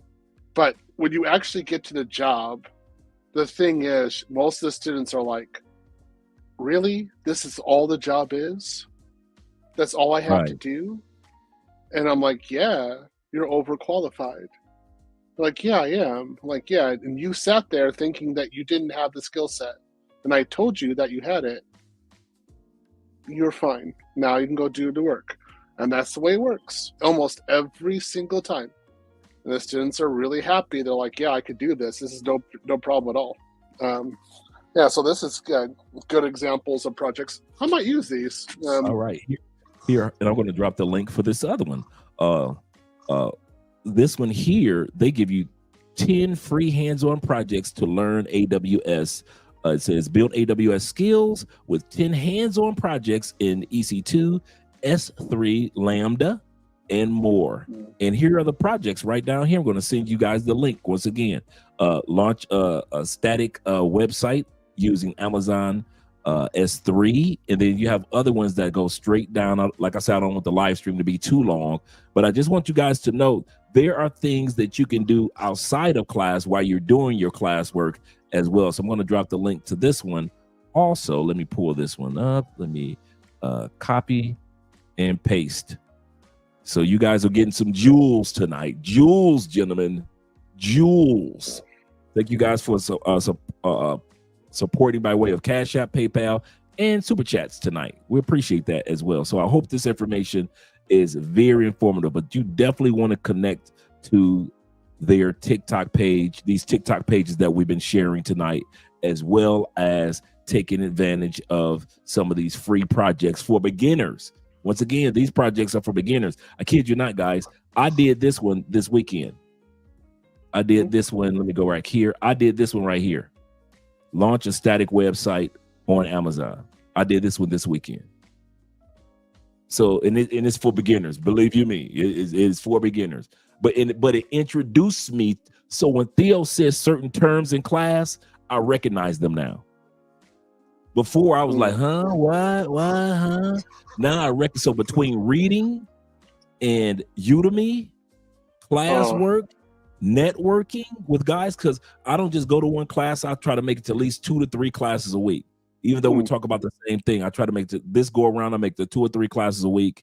And when I'm not in class and I'm sitting around and I don't have anything to do, if I'm not reading, I am actually taking advantage of some of these projects that are for beginners, like dudes like me that just don't understand a lot of things immediately. At least the projects are introducing me to turn, like Lambda. I didn't know what Lambda was. Now I know what it is. I actually did a Lambda project. I actually put it together because that's a part of the S3 putting together this static website. So it's little things that you begin to pick up that you didn't pick up before. So definitely you guys need to take advantage of this. We're going to be doing Lambda with combination with Bedrock, which is AI, in combination with S3s pretty soon. That's going to come in 2 classes, actually class 6 and class 7. So that's going to be kind of a wild weekend. And then we have to do that in Terraform as well. That's going to be kind of fun to do. That's something that's new that's coming out. So we're not trying to say, well, I'm really pushing the students this time. And it's because I believe in them. I know that they can do the work. I just say, like, we're not stopping. We're going to keep on going. I really need you to be working. I need you to be studying. So the projects are fine. I always say, just play around in the console. This is what I always do. Just play around. And what about this? What about this? How can I do this? Like, is this possible? And then go to people's repos on GitHub and see what you can deploy. There's some really cool stuff. Like, we did Splunk with Docker, and like in 2 hours we had this thing up working correctly, and I never thought I would do it. It took me way longer than that at the office. And I was like, oh, okay. Even for myself, I'm like, wow, I know how to do this now. I can do this really quick in the office. All I have to do is do Docker Compose, and I know what I'm doing. Okay, fine. So I'm trying to get something more interesting, to be honest. So one is I'm trying to make a face recognition app. So, for example, you put like a celebrity's photo into an S3, and then it says who the celebrities are, right? Because then I'm gonna do Lizzo to death. So, Right. It's gonna be Shout out to Lizzo. like every single kind of crazy celebrity. I go, okay, let's use that one, right? So I try to make it kind of funny, and if it is funny, then you're probably gonna learn it. That's like my technique. Or if it's kind of shocking, then you'll learn it. If it's boring, it's least likely that you're actually going to learn it, and that's going to be an issue. I'm trying to get video games for you guys, to be honest. I'm trying to get you guys to deploy video games. Yeah. So if you could do a Docker real quick, and you can play Pac-Man, there you go. You get like Miss Pac-Man, Joust, Qbert. I'm old school. Right. Right, but if you could actually do this and actually play Pong just by deploying it Terraform real quick, wouldn't you be more inclined to learn it? Right. Right. Yeah. Correct. Yeah. And I was sitting back thinking the other day, Theo, before we go to the video, I was thinking the other day, one of the things that benefits me in this particular industry of cloud is that I'm analytical. B, because of doing YouTube and having to research and having to learn this and this goes with that and that goes with this, my mind is already in the habit of learning in chunks. My mind is already in the habit of that. The J curve is a part of the learning concept, so I'm at the bottom of my J, so I don't panic. So because a lot of you guys will panic because you think the next person is picking it up faster than you are. We're going to get to that part when it comes to God. When the last section tonight is about fear and the future of tech when it comes to black men. And so we're going to get to that part because a lot of you are at the bottom of your J and you think that you're doing something wrong because you're at the bottom of your J, and you think because you see another person going up their J, you're doing something wrong. One of the things I say, guys, stop comparative shopping. Yeah. I mean, yeah. Go ahead, Theo. No, exactly. Stop comparing yourself to somebody else. Think about things in a very basic manner. What is the minimum that I need to do in order to get this working? That's it. Where is it? What's the documentation? I gotta have this documentation. Okay. I gotta go to this place. This is where I start. Okay. This is the first commands I need to put in. Okay, so now I have the first command. Okay, so let's just write that out because now I have something. And then where do I have to go next? As long as you think that way, you'll be just fine. I am serious. You just have to think something basic. So guys, you guys know in the class, I hate databases. I don't want to do them. That's always for the database engineer. Our database guy is on vacation right now. So I have to do all the databases for deployments. You think I want to do databases deployments? No. I mean, it's like, okay, dating Lizzo or database deployments. Well, that's a hard one. I mean, that's really hard. Which one do I want to do, right? Now, when I do database deployments, it's in a live group. So it's not by myself. There are like 20 to 30 people in that Zoom call watching me do a database deployment. And I barely know how to do this, okay? Do you think I panic? Yeah, a little bit. But I sit back, calm down, take a walk, right? Come back home and say, what's the minimum do I have to do? What am I doing? And I go, okay, there's documentation. Okay. I have to go to this instance. Okay. I have to log in. I know how to log in. Okay, I can do that. Okay. Once you get there, this is the command you have to run. Looks weird, but I have the command. Okay. So let me log in right now and see what it looks like. Oh, it looks like the documentation. Cool. So I'll just wait for the deployment. I get for the deployment. I do that. They see me do it. And then I have my command. They're like, okay. I put the command in. It works. I'm like, wow, this is amazing. It worked. So then they said, this is what you have to do next. I look at the documentation. Oh, that's what I have to do next. Okay. I do those things. It worked. Wow. I did a database deployment. I don't even know what's going on. Then they're like, run a script. Oh my goodness. I have to run a script out here. Oh, I'm gonna get fired. There's no way I'm gonna be able to do it. Oh, they gave it to me. Here's a script to run. Okay. Can I run it in sections? Yes, you can. Okay. Run them all through in sections. And I took screenshots to make sure that the output was correct. They're like, okay, you did a great job. Wow, I did it. All I had to do was work with other people and trust them. Wow, that was it. I get a salary again? Wow, we got people who can't get jobs. I get this nice salary. I get to go out and buy gym equipment again. I get to buy stupid stuff that nobody buys. Lizzo right? tickets. Lizzo tickets, front row. Front row, that's Lizzo right. Tickets. That's right. I want to get my free card. That's right. Lizzo tickets. That's right. I'm tagging that. That's for sure. I know. With the Waffle House delivery. That's right. To Lisa concert. All right. So that's what I go through, right? So when you guys are going through your trepidation, I recognize I have the same thing. The only difference is that I don't give up. I remember what it was like being homeless. That sucked. That was really bad. I didn't know where my next meal was coming from. I had 2 dogs. I was sleeping behind benches. I had to hide my body at night. I didn't know where I could get a shower. I had to hide what was going on. When I went through this, there was a mass murderer going around killing homeless people. And I was horrified what was going to happen to me. I had that. Like, what I do now is nothing compared to that. I have a Tempur-Pedic bed. I own my house. I have air conditioning and a fan. And I got my dogs. I literally got filet mignon in my fridge right now. If I want to go get some filet mignon, I can go do it. Yeah.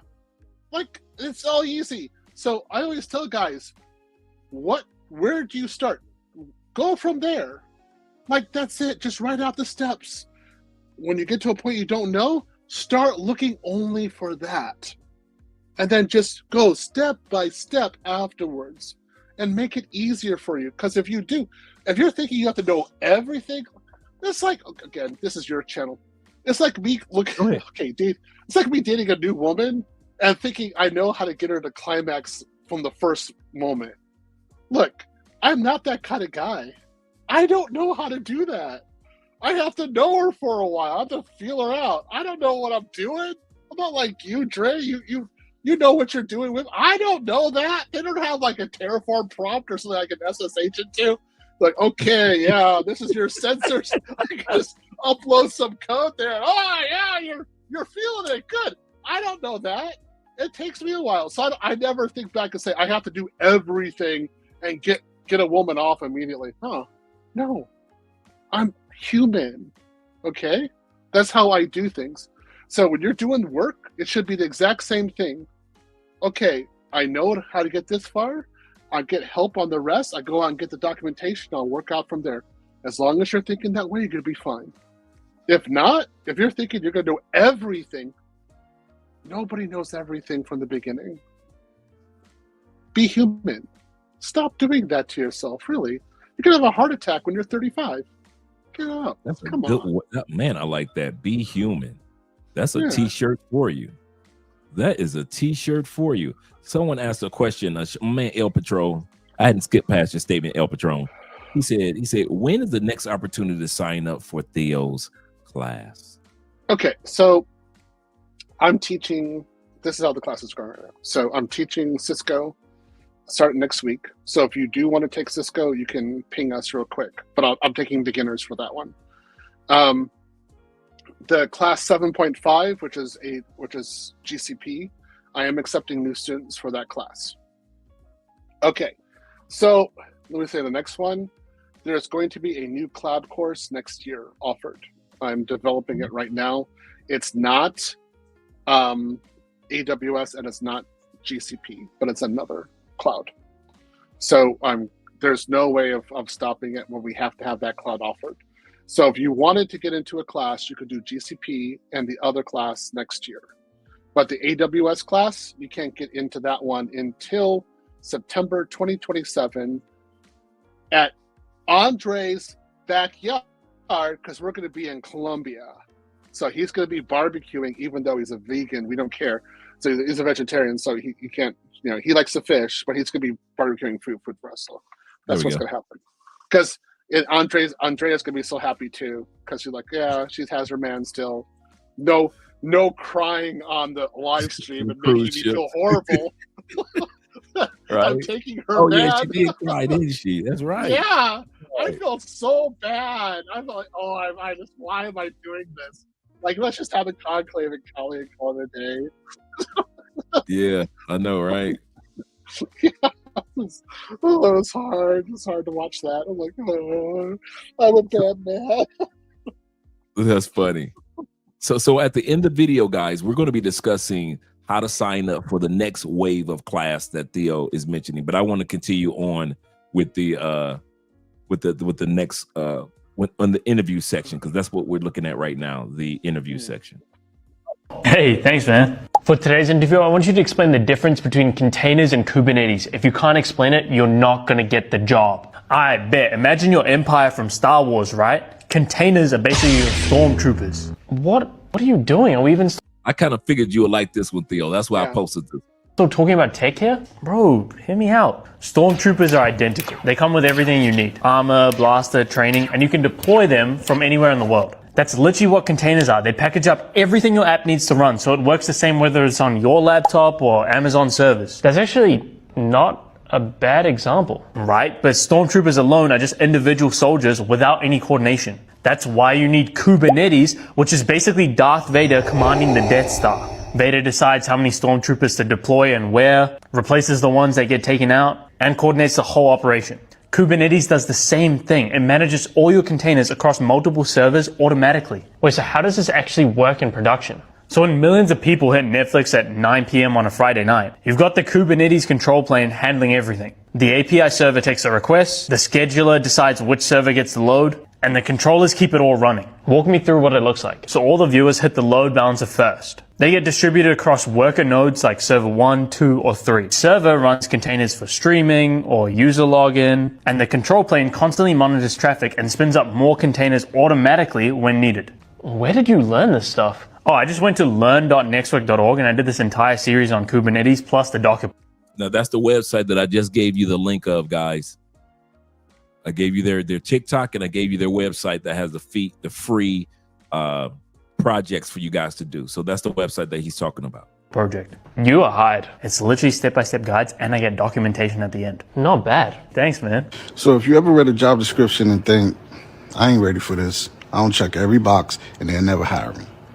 That sounds familiar? You don't need to meet 100% of the requirements to apply. You just need to meet 60 to 70%. And that's enough because most companies, they're looking for someone who can grow into the role, not someone who's already perfect.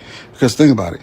If you have 100% of the skills, then ask yourself, how would you grow? What do you think about that statement, Theo? Stupid. You're doing an interview about 70, 80%.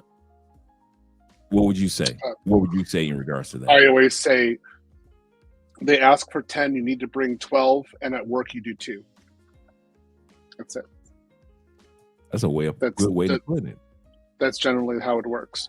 So they have on that JD, they have certain requirements. You have to achieve or be superior to every single one of those requirements. And you need to have proper speech ops to talk about how you actually do them. And it can't sound like it's an interview, it has to sound casual. So the best interviews, the most intense ones, are conversations between you and the interviewer. You're just talking to each other. That's it. They don't even ask you anything. You just talk about your work. And they're evaluating every single word you're saying. So, because they know what's going on. So that's what you have to have ready. With the Kubernetes, just want you guys to know, that was actually pretty darn good explanation, speech ops for Kubernetes. Actually, I listened to it. I was like, wow, that's better than my speech ops for Kubernetes. I had never thought about explaining it that way. That was really good. So I was like, okay, I just learned something personally. The only thing that they didn't talk about was how do you do a deployment? Okay. And the deployment is you have to say your deployment is your infrastructure is Terraform and your actual containers are YAMLs. And as long as you say that, you understand that, because then the YAMLs can go to any cloud. It doesn't matter. It can go anywhere. As long as you know what the Terraform is versus your YAMLs, you're going to be okay. And they didn't say that. So I wouldn't have hired them first. I'd be like, talk to me about YAMLs. Like, why do you do it? What's your idea on YAMLs? How do you do your architecture of your YAMLs? But as long as he would have said that, then yeah, I would have hired them then. So almost good. If you're talking about, they're saying you only have to have 70% of the skills they want you to grow. Now, man, maybe for a CCP level, like $80,000 a year job, something like that, nah, that'll work there. But if you're doing 145, like I'm having with my students, you need to be good at that. Like that JD, you need to hit every single one of those points, like hard. And then if you can't, you need to have a strategy for how to show your best points and get the job despite. So it's kind of like me being overweight, but using my best qualities to land an 8. Right. Okay. Which I can do if I really get involved, right? It'd just be better for me to get on the treadmill and start losing the weight. But if I'm not, I know how to use my best points to compensate for my bad points. You have to know how to do this at the interview. That's a part of your speech ops game. If you don't,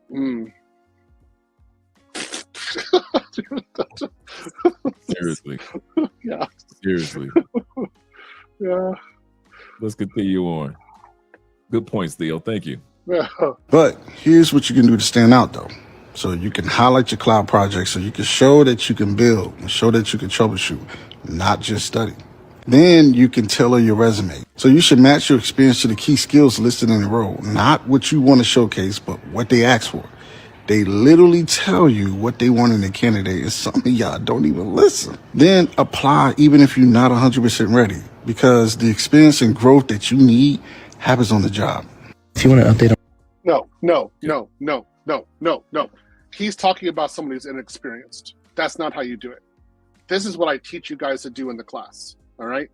What you do is you need to anticipate what the company needs, and that's going to be on the JD.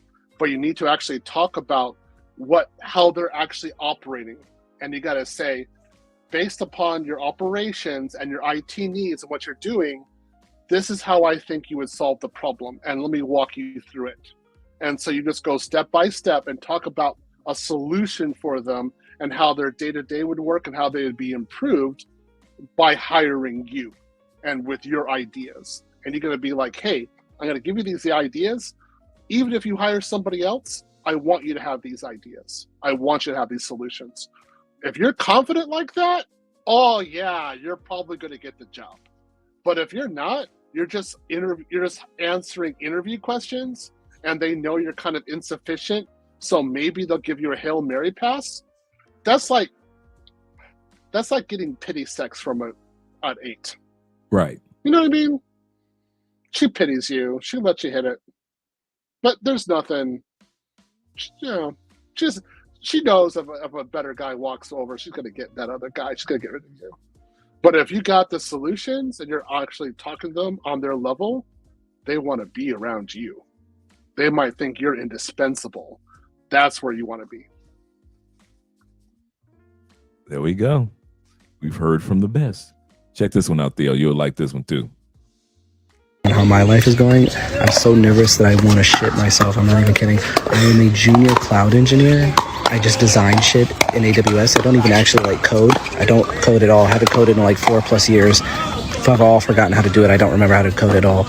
And I somehow networked myself into a senior developer position, and I have the final interview round tomorrow, and the final interview is going in person and coding in front of a team of people that have been coding in Java for 13 years, and I just learned the concepts of Java yesterday. I'm so nervous. Hey, I want to hear what you had to say. He said, I'm going for the senior position He said, I've networked myself into senior position.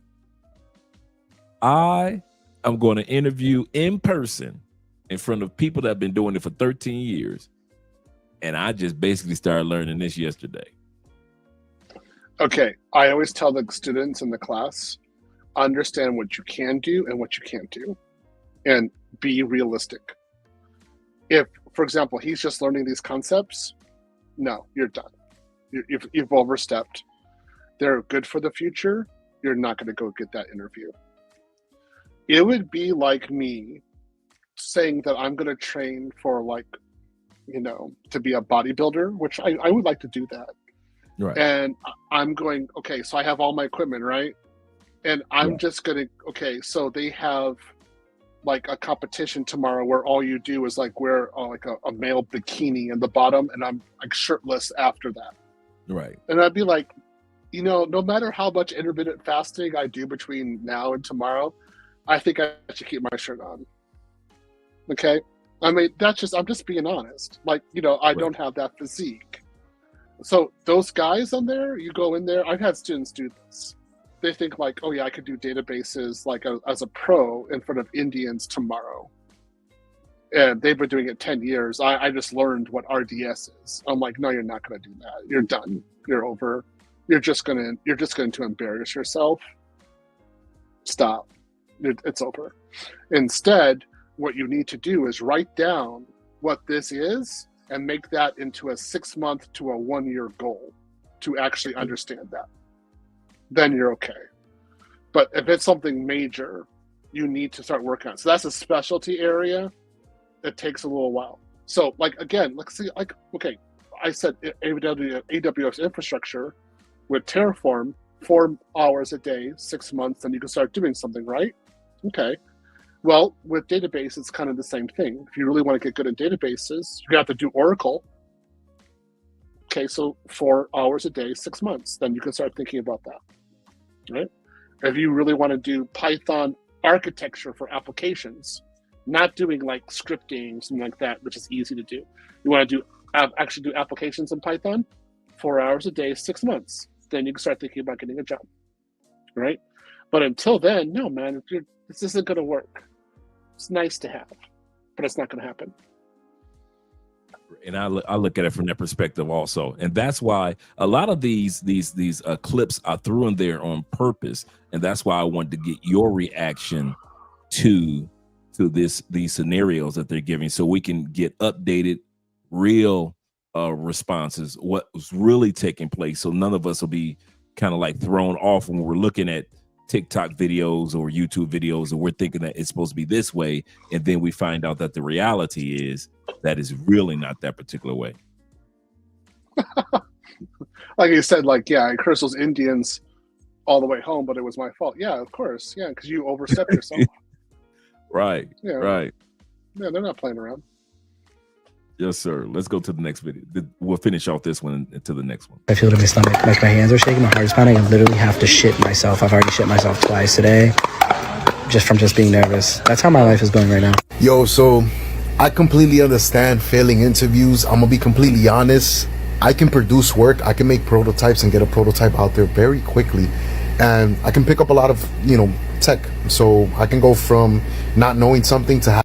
This guy went, just in case you guys are wondering, this guy went from, I think he's been into tech like for 3-4 years, right? He used to be a bike courier in New York. He used to be the guy that just delivers mail from business to business, riding a bicycle in New York. And now he's traveling the world in tech and just doing this thing. And as you can tell that he's getting offers and interviews. Like he said, the last job that offered him 100% 401k. But we're just talking about a dude that was just a few years ago riding a bicycle. Now he said, I ride my bike throughout Europe now just to ride, just to exercise. Having a product in the next couple of days. This is something that startups usually look for because they want somebody that can deliver fast. As for interviewing, I suck 100% at interviewing.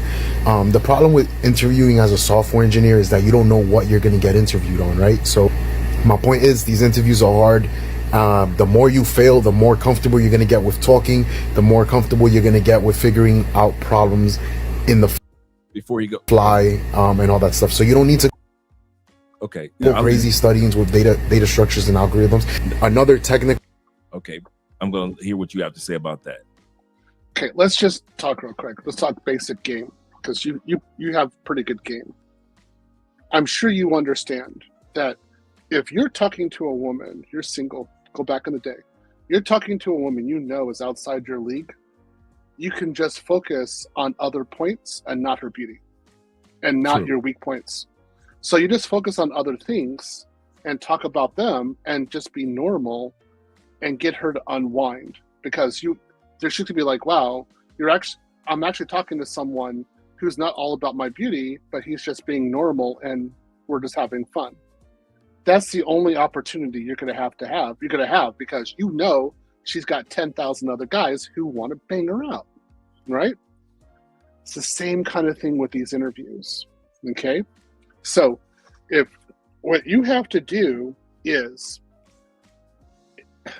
you know they're going to ask a lot of questions, but you can go there and have 4 or 5 examples of code or of something in tech that you can do that you think is valuable to that interviewer. And so you just go in there, you can prepare them. So like say 5 days before that interview, you can almost become an expert on those 5 points. It's all you do is those 5 points. Then you get to the interview and you sit there and you start talking about those 5 points, or just 1 or 2 of them, and kind of feel how they are appropriate to the company. And at that point, you're actually controlling the conversation. And then you just keep on talking and just being kind of nonchalant. Well, they only have 30 minutes to talk to you, right? So if they bring in some of their points, but you're kind of giving some of the points to them, and they see that there's an exchange going on, at least you'll make it to the next interview. Whereas the other guys who sat there and were only thinking about being interviewed, they're going to stutter, they're going to lose their mind, and they're going to be like a guy looking at a woman's rack instead of looking at her eyes, and he's going to lose the date. They're going to lose the interview. Basic, guys. See, I know my game with women too. I know what I'm doing. It doesn't always look like that, but I'm like, oh yeah, I know how to get through this. All right.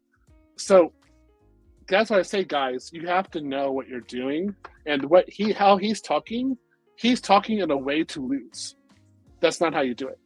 You got to go in there, bring some good points to them, see how it works for their delivery, what they need, and then they have a little less time. Then you go through the interview process. And if they like you, again, at least they go to your next round. That means you have 48, 72 hours more to prepare for the next round. Good. True. So then if you get 2 or 3 more points that you just know everything about, maybe you'll get the job. That's how you have to think. You need to buy time. The way that guy thought, nah, man. Nah, that's copium. That's a cope strategy. Go interview today at 4. Today's a crazy day. You go from 0 to everything. This is just tech. It is what it is. We're on the last section, guys. Number 7. Your future is tech. How to get over the fear. We're going to be looking at some of the fears, the opportunities, but what's the future of tech and cloud engineering, networking, and so forth? Where's it going? We're going to look at that right now.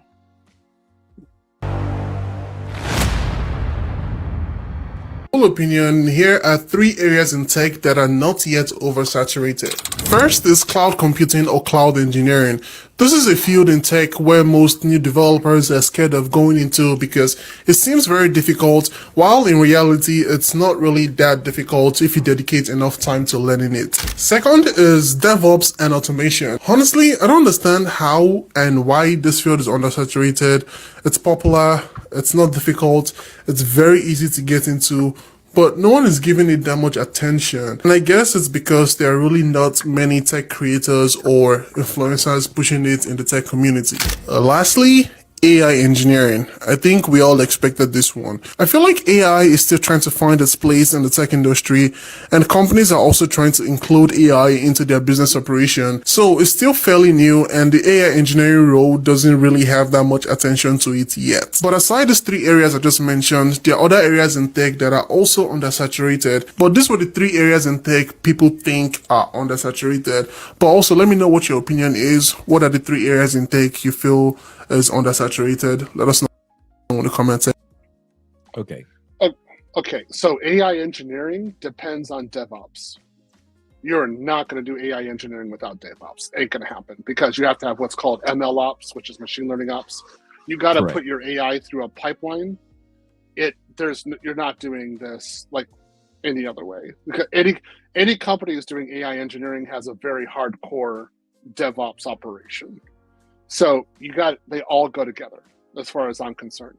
Of course, I'm teaching this in the class, just of course that's saying class 7, this is where we're going. You have to have all of these points. What I say is that the future you're going to have, what you're looking at is AI cloud engineers or AI security cloud engineers, something like that. Or AI, well, there could be data engineers too, but it's going to be data engineers for the purpose of machine learning and AI. That's how it's going to work in the next 2 to 5 years, and that's going to be the frontier of blue ocean. So, $160,000 to $220,000 a year jobs. That's where you need to go.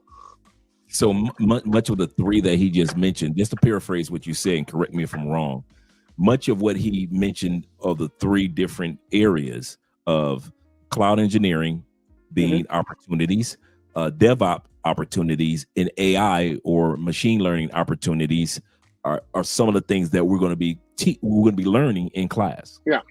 See, it's AI engineering. It's actually how you deploy AI, or you connect your applications to your AI. You need to have all of this. You need to have all of it done according to a pipeline. Yeah, if you develop your AI internally, which is what I'm teaching for the advanced AI course.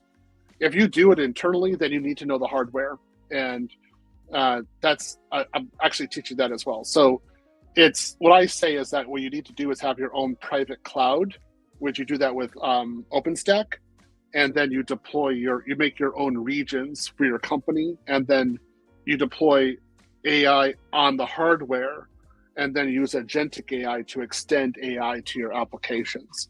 That's the best architecture. But this is, again, all AI engineering. It requires DevOps.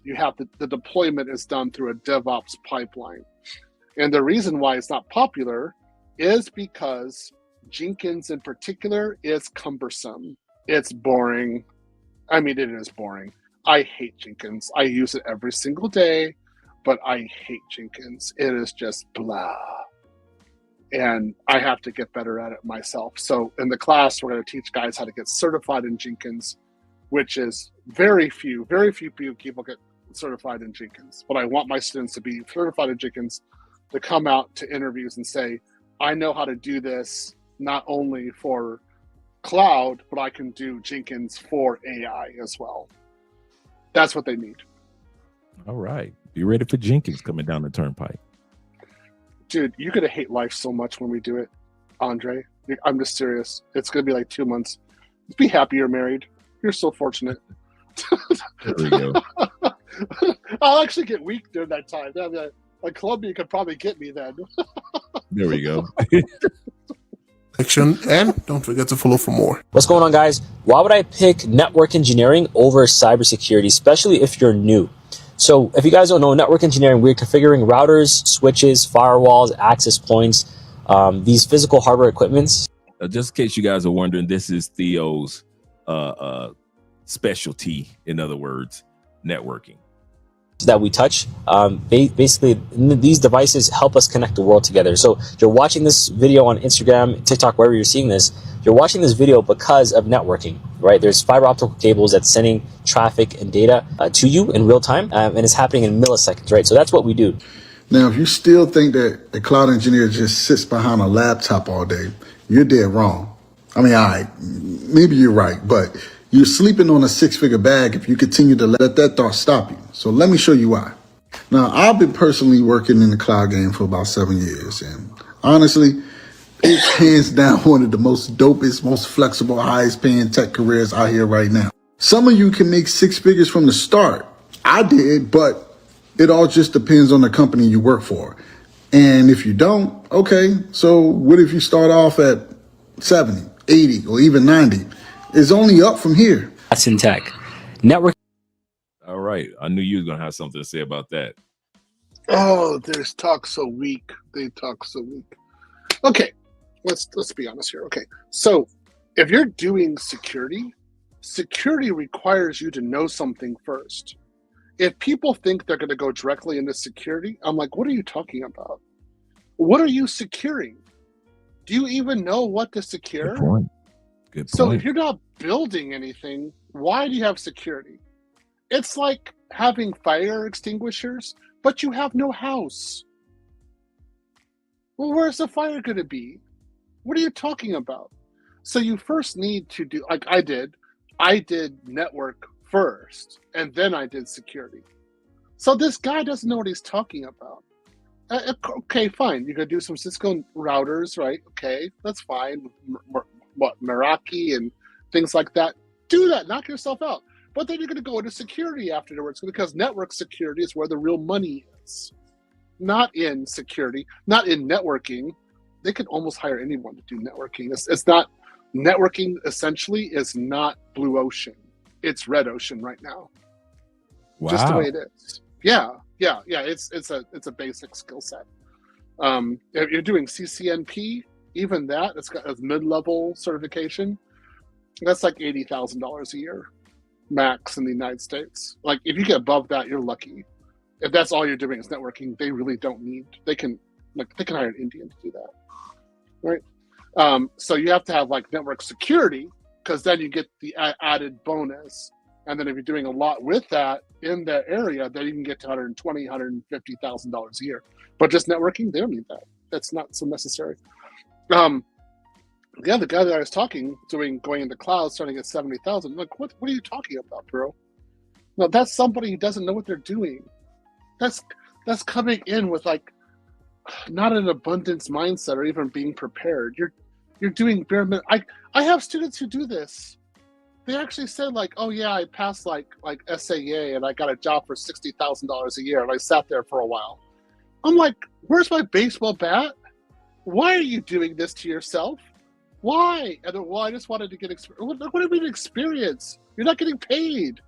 You're worth more than that. Stop it. Stop it. What are you doing? Well, so what? Do you have like Keisha and her 3 kids with 3 baby daddies too? I mean, that's what you're dealing with? I wouldn't be surprised if that's what's actually going on. So get your confidence up. Go get the better job. For heaven's sakes. Oh. Anyway, I've spoken. It's enough.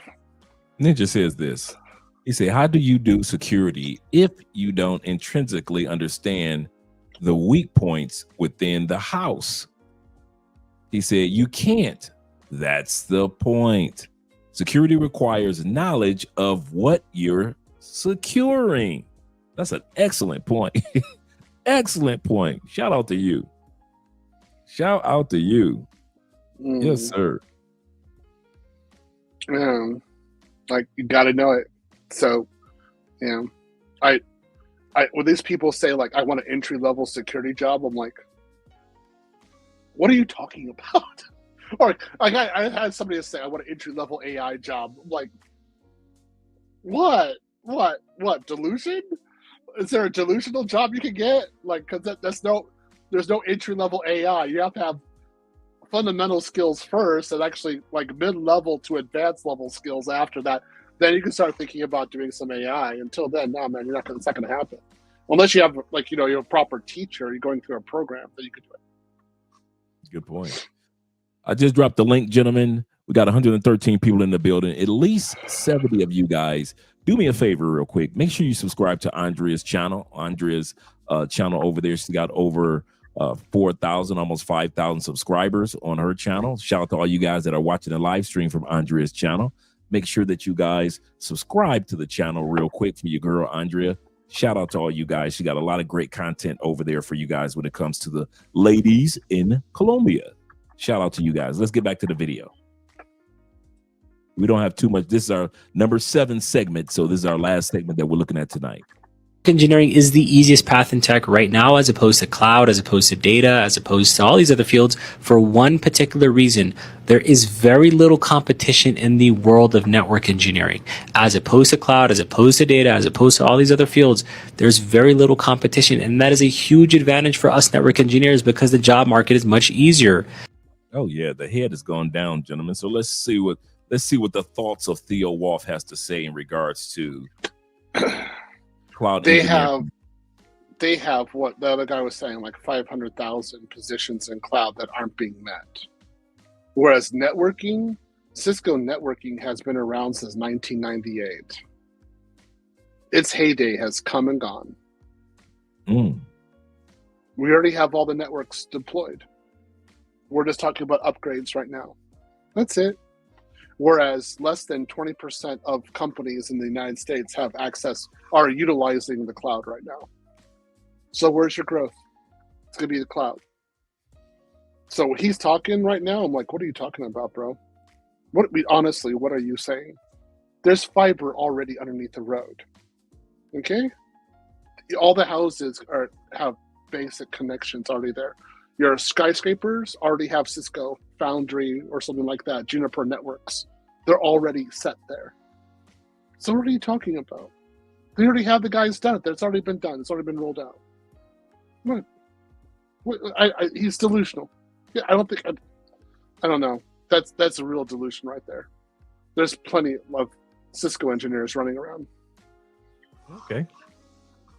And that's exactly how a lot of my students were able to land jobs as a network engineer with zero IT experience. If you were a young cloud engineer and you were just getting started, why is learning networking important? Well, first off, networking is hard. Networking kind of underpins the overall workload communication. So if you have instances or applications or databases or generative AI type models and stuff, those communications need to go from one place to another. In order to do that, we have cloud networking capabilities on AWS, which are somewhat different compared to what you have with on-prem routers, switches, and other things like that. And so one of the key differentiators that if you actually can come in and actually understand the networking, it kind of gives you that foot forward because you can actually have intelligent conversations with people of, oh yeah, you're looking to build this 3-tier web application where you're looking to use this managed service from AWS, how are you looking to connect your VPCs? How it becomes the foundation.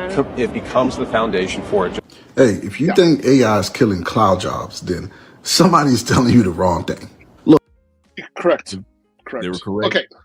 Okay. So let me talk about this first. So when it comes to routing, what you need to have is CCNP routing CCNP Enterprise and CCNP Advanced Routing.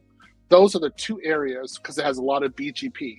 If you know BGP really well, then you can do integration with the cloud easily. And the backbone of this is what we call SD-WAN, software defined WAN. So it's using software basically in order to get connectivity from your data center to the cloud. It's a specialized skill, and it does require some time to actually learn it. If you can get it, okay, now you have something. But see what I mean? You have to have, this is advanced. You have to have BGP with SD-WAN with cloud and no BGP in the cloud. If you can do that, boom, you've got a specialty blue ocean, but it takes a long time to get there. This is why the other guy talking, if he's talking like the way he was talking, that's such basic knowledge about networking. No, man. Next one, AI killing cloud jobs. No, man, get out of here. No, that's what he's about to say. He's about to say the same thing that he was about. Okay, yeah. If he's talking he's talking crazy because there's so like AI, there's so much deployment of AI that's necessary in the cloud. If you're doing that, man, you could be eating well for the next 10 years at least. Yep, that's what he's about to say. The same thing. But Official Kobe had something for you. He said, "Can you get a little more into detail about the classes that you still have available?" Okay, so the class that starts next week is going to be the Cisco course. It lasts 2 years, and it's going to be the CCNP. So it's focusing on CCNP Enterprise, security, and advanced routing, which is basically data center. It's how to create your own AZs. Then the main focus on there, the ultimate goal, is a CCDE, which is the Certified Design Expert, focusing on how to design AI in the data center. Okay, that's why it's going to take 2 years. If you can get that and you're doing AI and then you know how to deploy, like you can actually help a company do the hardware deployment of AI, that's very lucrative because not many people are doing that. But it's a very remote skill, a very, very rare skill. So that's one class I'm doing. I'm doing the advanced AI course that's going to start at the end of this month, but it really is for a limited amount of students. So no, I don't think I'd be getting that one. GCP is going to start in March, and that's going to be at least an 18-month course, if not 2 years. And then next year in Vegas, we'll be starting another course with another cloud, and it's going to teach you basically how to do Microsoft cloud infrastructure, and going to focus on IAM. So we're developing that course right now. So those are the three that we do have available at this time. Okay. And in order to reach out to you or get in contact with anybody in your groups to get into class, what steps would that person take to get in contact with somebody out tonight? Well, first go to your Patreon, because then you can always ask at your Patreon, and I can give you answers there. Sure. Go to blackmanosphere.com. There's an admin. Just send queries to the admin and say, what do I do next? You can get there. You can email me. I'm kind of easy, theowaff@gmail.com. Or if there's an admin still there in your chat, you just go to the Facebook group, and we can add you to the Facebook group for the registration. We have a Facebook group for registering new students. So you can go there and we can talk to you there at least a little bit and tell you what's going on. True. All right, guys. I've been dropping the Patreon link for you guys all evening as well, so you can join. And like I said, I have all this information, everything that we're going to go over, that we've been going over tonight, the websites, and I have a lot more other sites that I want to share with you guys as well. That's going to be in the Patreon. This live stream is coming down. It's going to be in the Patreon. So if Guy wasn't here tonight, yeah, he's going to have to come to Patreon to get to this particular, and I'm going to promote it a lot to get this particular segment tonight. So shout out to all you guys that are here and getting all this information now. But shout out to all you guys that support by way of PayPal, Cash App, Super Chats, as well as PayPal. Let's get to what the brother has to say that agrees with Theo in regards to, is AI killing? You said the Patreon link isn't working? Let me double check. Thank you very much for letting me know. Let me double check. Let me paste this and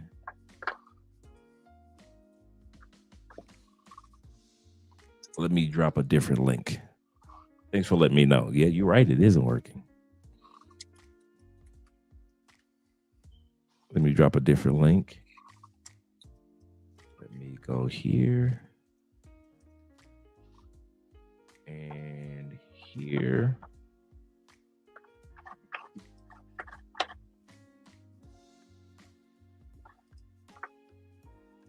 And there. So thanks for letting me know about the link.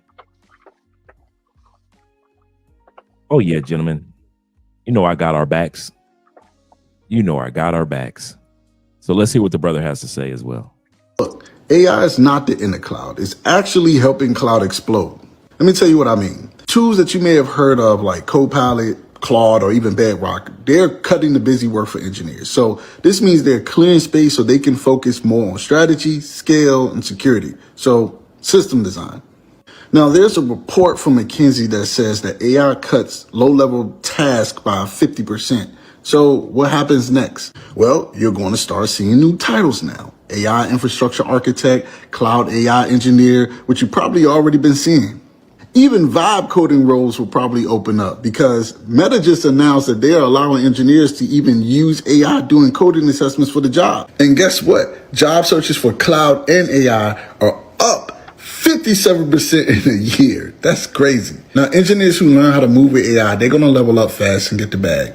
Because for the most part, if we didn't have cloud, we wouldn't have ChatGPT, Grok, Claude, none of that, period. So that's why AWS, Azure, Google Cloud, they all reported double-digit growth off of AI usage alone. So sit back. AI ain't taking your shot. It's going to help you increase your chances with it. But you got to move with this thing, not against it. That's my advice. It's time to level up. Okay. So you agree with his analogy? Yeah, so I'm actually, to be honest, I'm redesigning part of the AWS course so that you can actually use AI within Visual Studio Code. And then it'll help you code Terraform and actually tell you what different problems that you're doing while you're coding. And then also give you help with Python. So this will help you become a more productive engineer. The issue is that if you depend on this for your coding, you will die. You will not get the job. But if you use it as a tool to help you, then you will get the job. So I recognize this. I'm going to be giving this over to the students. My problem is, as a teacher, I'm aware that there will be students who only use this instead of using their brains, and they won't get jobs. It's just the way it is. It's like, Wow. you know, we did binary last night, right? So if you use Google and a calculator to do binary and you can't do it in your head, it's not going to happen, right? So there are guys I know who are going to be using AI to do all of their coding, all of their Terraform, everything, and it won't take that long for them to be exposed as frauds, and they won't get jobs.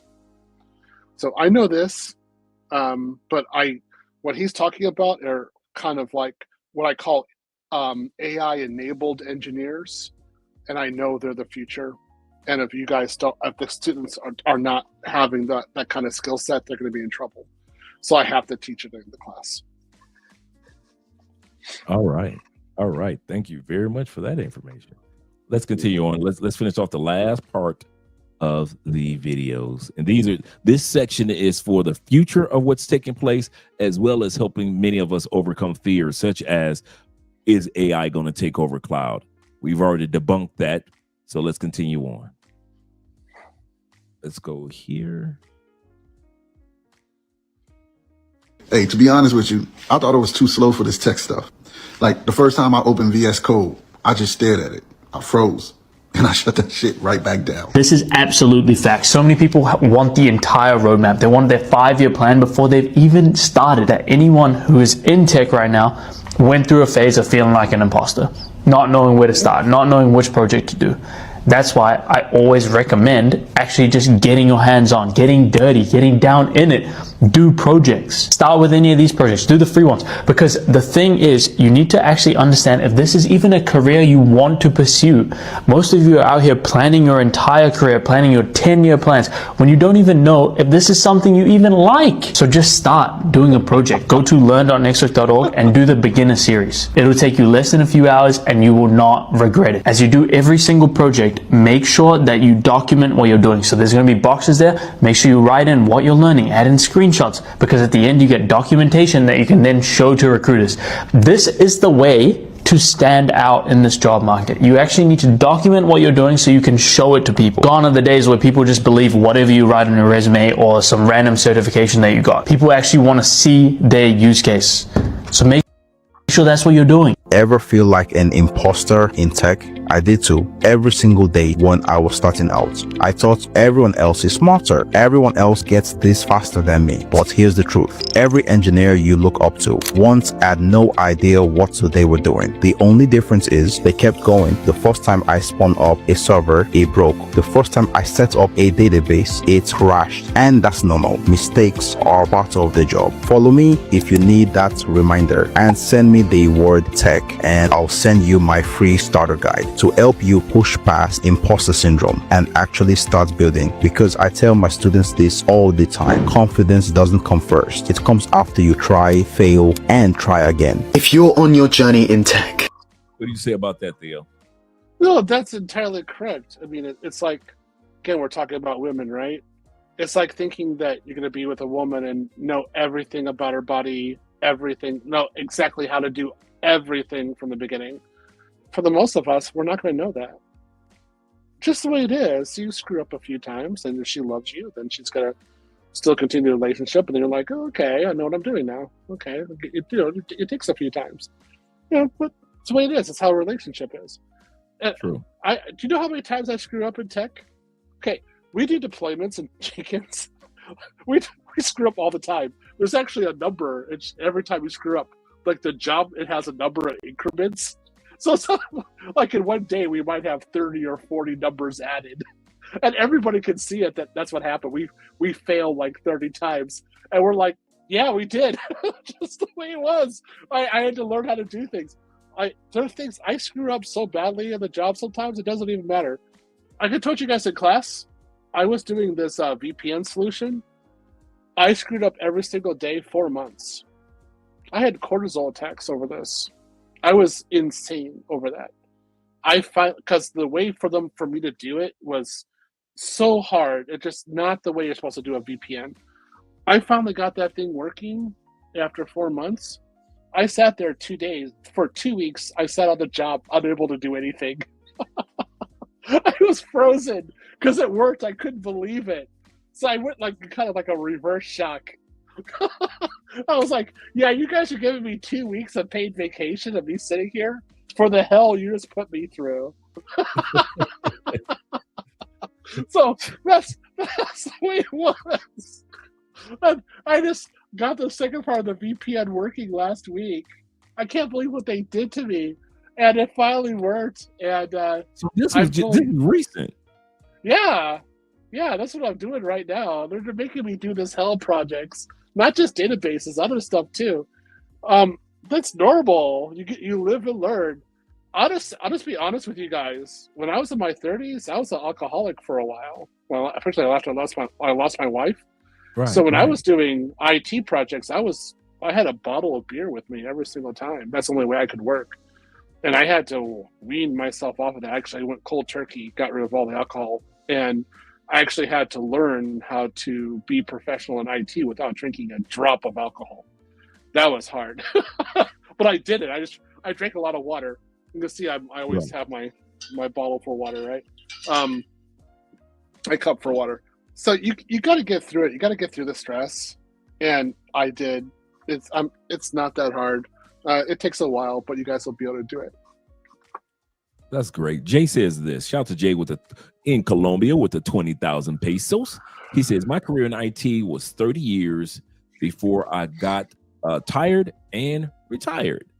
He say from mainframe days to client servers to virtualization. He said, but you guys inspire me when I hear you talk tech, especially at this stage of hearing brothers just talking tech in general. You don't often see that. So shout out to you. Well, I just want to say to him again, to Jay, thanks for being here. I'm sure you recognize this book if you did mainframes 30 years ago. Wow. And we're going to be creating what I call a small specialized language model based on COBOL and how to do implementations of COBOL to the cloud, automated. All right. And that's going to start in 2027. That's going to be a very intense course. But if you do mainframes, you want to know how to do a migration to the cloud, come talk to me, because that's what we're going to be doing. There we go. There we go. Shout out to you, Theo. And this is some great advice from this guy, an account manager at AWS. Just listen to this. Most people always want to get 100% of the information before they act, before they move. They need to. This gentleman, his dream was to work for AWS. Long before he even really got deep into cloud and all the things that he does now, his dream, his goal was, you know what? Eventually, after I get hired and I build my career, I want to work for AWS.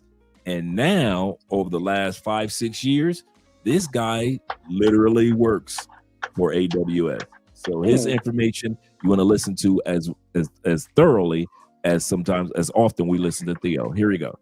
And so he's giving his information on how he got started.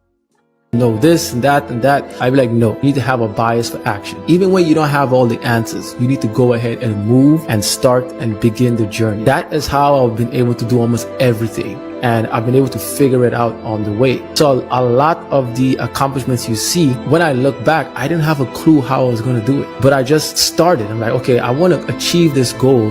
What can I do right now to help me achieve it with the information I have, and just move forward? Doing and not talking, not wasting your time talking. A lot of people talk, but there's not a lot of people doing. Trust me, there's not a lot of people doing. You may think there's a lot of people doing, but there's not a lot. When you are doing, when you go inside interviews, it will show. When you speak, it will show. When you post, it will show. You have to just focus on doing, which also ties into bias for action, right? Make sure you're doing some type of act, saving a bunch of bookmarking YouTube videos. Stop bookmarking and actually start doing those things. I want to tell you a story. There's a good story coming up too. Let's go. I agree with that. I agree with that. And it's better to work in a group and other people are doing things, and then you're checking their work and they're checking your work. You're kind of going back and forth and bouncing off of each other. That's the way to really do it. Yeah, working in a vacuum is so much more difficult to do. Yeah. John C has a question for you. Shout out to John. John says this. He said, question for Theo. Is Linux good to learn before doing cloud engineering? It's a basic question. Just learn it. If you want to go into tech, learn Linux. That's it. There you go. There you go. And shout out to International Quiet Storm in the building. He said, you guys get the benefit of learning together. That's so true. When you work in a group, you get the benefits of learning together. And Simon says this. I've had days when I worked in the office past midnight and come into the week, come on the weekends because the work had to get done. He said, I had to figure it out no matter what. Absolutely. Yeah, I've had that too, where we were happy that Friday, like Monday, was over 48 hours away, but we know 8 o'clock on Monday it has to be functional. That means my Friday night is gone, so I have to start right then and there. Friday night, work all night. Saturday morning, start, keep on going. Sunday, you have to keep on going until it's done. Your weekend's gone. I always say to my students who have a hard time with this, I said, well, I mean, you can always go back to being a carpet cleaner or, sewer cleaner or something like that, or, sleeping on Keisha's sofa. If you really want that. Right. I mean, but if you're going to have a career, that means sometimes your time is gone. But you can live where you want. You can have the woman of your dreams. So what do you want? Excellent point. Excellent point. Let's finish off this last part. The brother's about to tell, this guy's about to tell a story, a true story that took place.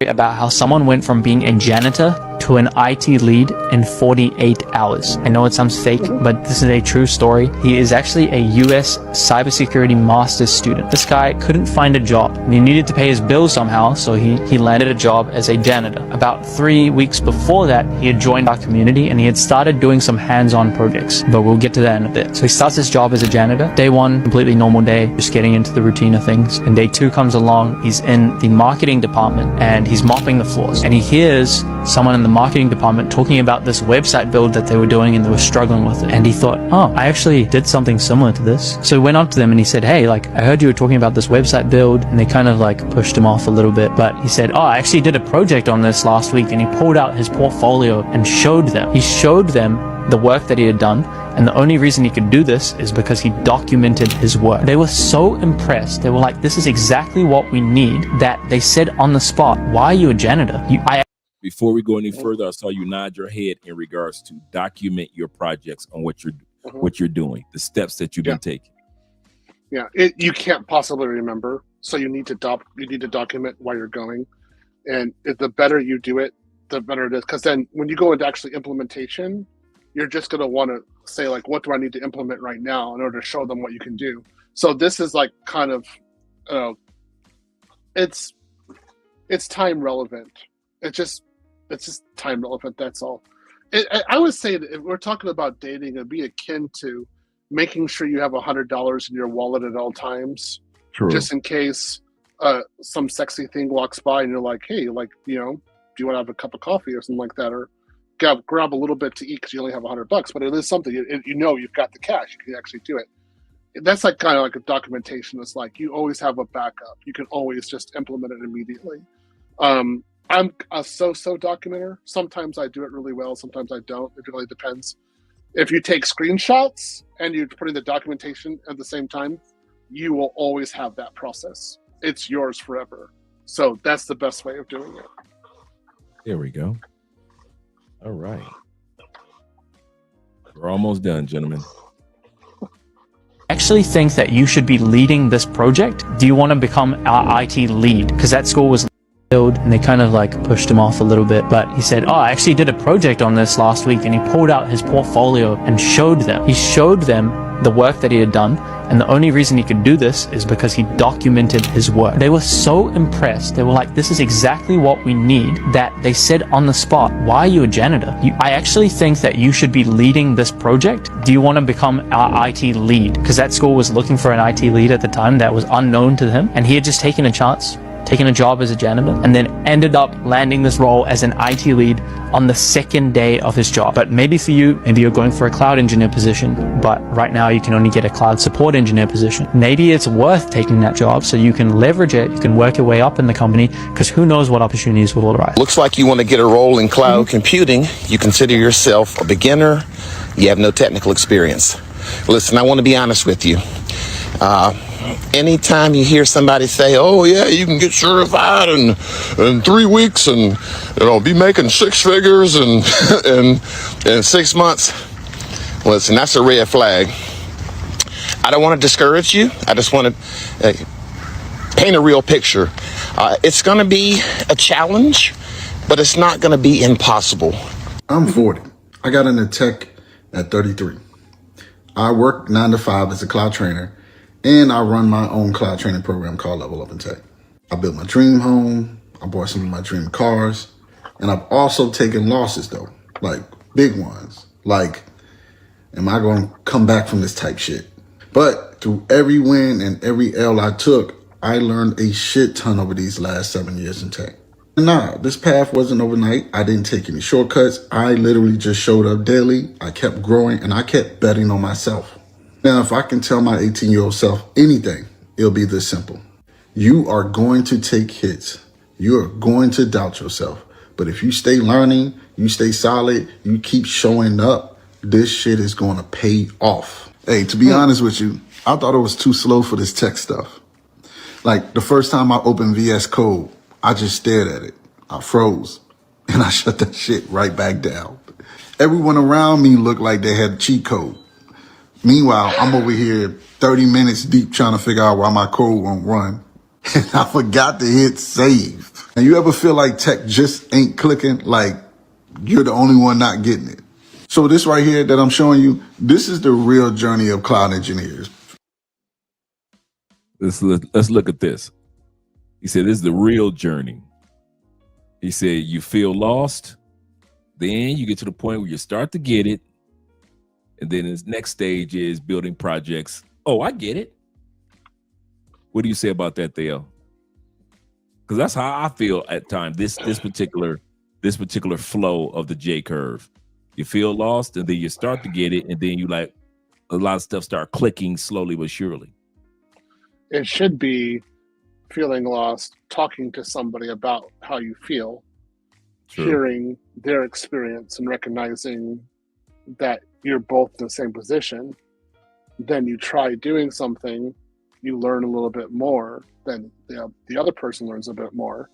Right. You feel like you can do it, then you have an eureka moment. You're like, oh yeah, I got it. Yeah, it works. Yeah, now I know what I need to do. And then you get it. That's the way it works. Yeah. Right. What he said about saving, I yell at the students all the time about this. Yeah, when we go into Terraform and like Visual Code, I'm gonna have this all the time. In fact, if I could have a a sticky note on people's computers. It'll say, "Did you press save? Did you save?" Okay, because if you don't save, it won't deploy. This is one of the most difficult concepts that students have. You have to put your code into a folder, and after you modify your code, you have to save it. There you go. I'm serious. I would say about 40% of the students can't figure that out. I'm like, okay. So guys, you heard it here. Save. Yeah, it's save. You got to save. Did you press save? You'll see me in class sometimes. Like, I'll do a deployment. I'm like, wait a minute, this didn't work right. What's going on? Oh, I didn't press save. Okay, I need to go do that. I work like professionally. I'll doing like this huge deployment. Like somebody, either me or somebody else, or the other developers, it didn't work right. What happened? Oh, we didn't press save. Oh, that's why. Like, it happens. All right. So just get used to it. There we go. I do not love autosave. That's one thing. I don't do autosave. Sure you do. I control my save. I want to know, because if you screw up and you do an autosave, then that which works gets deleted. Wow. So you don't want that. Yeah. Future cloud engineers, aspiring cloud engineers, whatever you call yourself. Because they don't post this part, right? They don't post the doubt. They don't post the troubleshooting. They don't post the I want to quit days. But you don't skip to stage 4. You got to earn that. You earn it by one confusing project at a time, one YouTube tutorial, one little win that keeps you in the game. So if you're in stage 1 right now feeling lost, keep going. You're in the part of the story where champions are made, and you next. So I want y'all to like this video and share this with someone that's still grinding, okay? Let's continue to build each other and help each other level up. Let's go. All right, and that's the end of the video section. I just want to say this. I want to say this real quick. So if you're working, and like, sometimes you're going to fail really badly, and you're going to fail to such a degree you're surprised you still have a paycheck, and that'll inspire you to work harder. And it happens to all of us. It happened to me all summer. I didn't know. I couldn't believe I was still employed, but I made it through, and now I'm doing deployments that I never thought I would do, and releases I never thought I would do, and they depend on me to get them done. I'm like, wow, this is incredible. So you do get the reward. You do need to reward yourself. So if I have a particularly hard deployment or a hard week, my next payday, it probably 100% devoted to me. So whatever I want, because I maybe like I was going to lose my job, so I wasn't even going to have a salary anyway. So let's use my entire salary for myself. And I do that every once in a while. It's not maybe like once a year or something like that, right? Right, so right. It depends on how good of a payday it is. I mean, if I'm really working hard, like a lot of places, then maybe it's like a $12,000 payday. So it's gym equipment, more gym equipment, right? But I go out and treat myself well. The thing is, I'm saying to the people who are listening is, you do need to know how to maintain yourself, and you need to understand what maintenance is. So you just need to be honest with yourself. Is it a person? Is it alcohol? I'm serious, because sometimes it's going to be alcohol. Is it going outside and exercising? For me, a lot of times it's cycling also. I love to ride my bike. Is it buying earphones? This is one thing I like, earphones. I buy more earphones all the time. You have to determine what it's going to be for you. I don't know what it's going to be, but you need to know what it is for your own maintenance. Because if you really suffer and it's hard on the job, if you don't treat yourself a little bit well, you're going to burn out. So make sure you know how to maintain yourself. There we go. Well, I just want to say, on behalf of all the gentlemen that are here this evening, just want to say thank you for being here and giving us the correct way of seeing things as we just went through the journey of the opportunities. We got a chance to learn that this is an ageless industry. So all you guys that are worried about your age from 70 on down, stop doing that. We got a chance to hear from Theo when it comes to the importance of doing projects. and documenting and steps like that. We also got a chance to hear what he had to say in regards to the interview process. All of this information, this full interview, will be posted in the Patreon. The Patreon allows you to not only see that, especially when you go to the $15 tier, you will be able to not only get a copy of all the books that I've written, including the 2 books that I have coming down the turnpike. You get all those for free in the Patreon. You also get a chance to see when we talked about government contract jobs, the step-by-step process of if you want to work for the government or want to work for a company outside of the United States, what steps do you need to take? We have that video off in there as well. We have so many videos in regards to relocating, getting a visa in another country. All that is inside of the Patreon. I'm sorry, we're not a Patreon that has a bunch of pay for play in there and how to get the coochie in Colombia. I'm sorry. You got too many YouTubers that are already showing you how to do that. So we figured we put together a Patreon website that allows you to go from couch to country. In other words, whatever country you want to go to, we literally walk you from your couch to the dream country that you need to be in. And that's what our Patreon is dedicated to. So if you guys want to support the channel as well as get all that information, I promise you it is there in the Patreon, including this live stream for tonight, that if you want to share it with someone else, or if you want to watch it again and just take notes all over again, you'll be able to do that as a Patreon member. So shout out to all you guys that were here. I know, Jay. You do. You got most content creators that are in our genre as black men. Most of the time they're gonna sell you on, here's my Patreon with a bunch of big booties and a bunch of ladies, and I'm gonna tell you how me and the ladies did this. And so that's cool, nothing wrong with that. But when it comes to the serious side of relocating to another country, that's why Andrea and Andrea Love Crossing Borders exist. We do not waste your time just showing you the ladies, but we try to show you how to actually live in these countries no matter where they are. I need to say this one point. So I'm actually looking for this real quick. You need to understand why you're doing this. And you need to have, what I always say is you need to have some sort of photo. You need to put it around your house. And if you don't, when you go crazy, in particular when it gets hard and you fail, you will give up. I guarantee you, you will give up. So I'll give you an example. This is, this is one of my machines that I wanted to buy, and you can see when I printed it, it's you can see over there, it's October 24th, 2020. Right. Okay? And so I had to look for this. I actually took it down because I actually bought the upgrade for this. I have it. So if you don't have your a reason of why you're doing it, like posted someplace, you're going to give up. But if you do, one of the things you get to have is over the years, you get to look back at what you wanted and you already have it, like one by one.